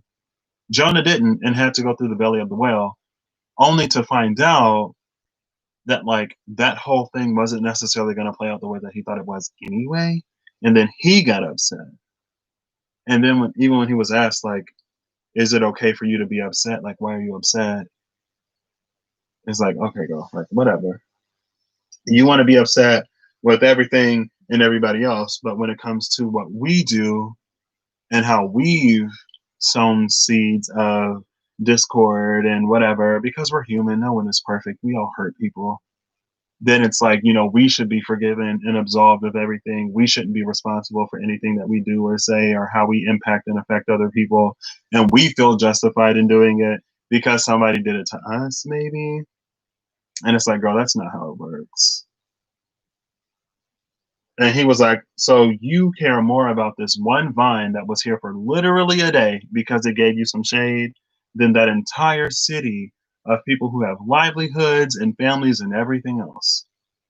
It's time to reevaluate some priorities. And I feel like this year has been a major call, especially since May, in a lot of ways, and even before May, in a lot of ways, when it was reaching the point where it was like, people who had less of a cushion or people who were already in a position of not really doing that great were still being evicted and things like that. It's like, really? It's time for us to reevaluate our priorities in a lot of ways. And it seems like a lot, or not a lot, it seems like some spiritual quote unquote people chose to reveal and to go even further into ignorance than to address the things that need to be addressed globally. And not even globally, just like the things that you come across. Like, at least do that much. But, it's free will. We get to do whatever it is that we want. I'm just like, it don't make much universal or cosmic sense to me that we ignore or minimize the plight, problems, and situations of other people while at the same time expecting everything to be handed to us on a silver platter relatively easily and with minimal effort on our parts. Like, really? Okay, well, manifested, sis. You are a master manifester. It will appear out of thin air, and you don't have to do anything to get it. I'm sorry. Like, honestly, that was unnecessary. That was very unnecessary of me.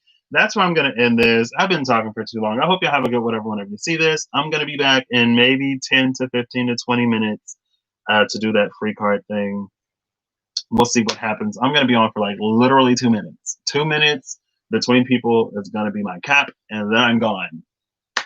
So, I don't know, capitalize on it if you want to, or don't. If nobody comes in, it wasn't meant to be. Sometimes it's more about the practice and putting yourself out there. For me, sometimes it's more about me putting myself out there and opening myself to things more than like the actual thing itself. It grows me in some way nearly every time I've discovered. So I just go with it.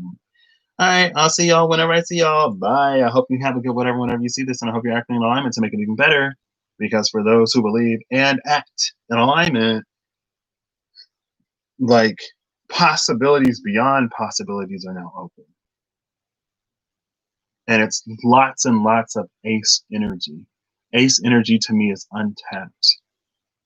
And even if it has been tapped, it is so vast that it's virtually untapped. Just waiting for those who have the will and the spirit to seize it and to put it to good use. And it will be properly, I don't want to say compensated, but I guess, right? Because, universe looks after their own, spirit looks after their own, God, angels, whatever you believe in, they look after theirs. But it doesn't come without like any responsibility or whatever. It's like I don't know, if being a decent person is responsibility, then hey, it requires some work. Maybe, I don't know, I'm just one person. What do I know? Nothing, everything, in between, Bye.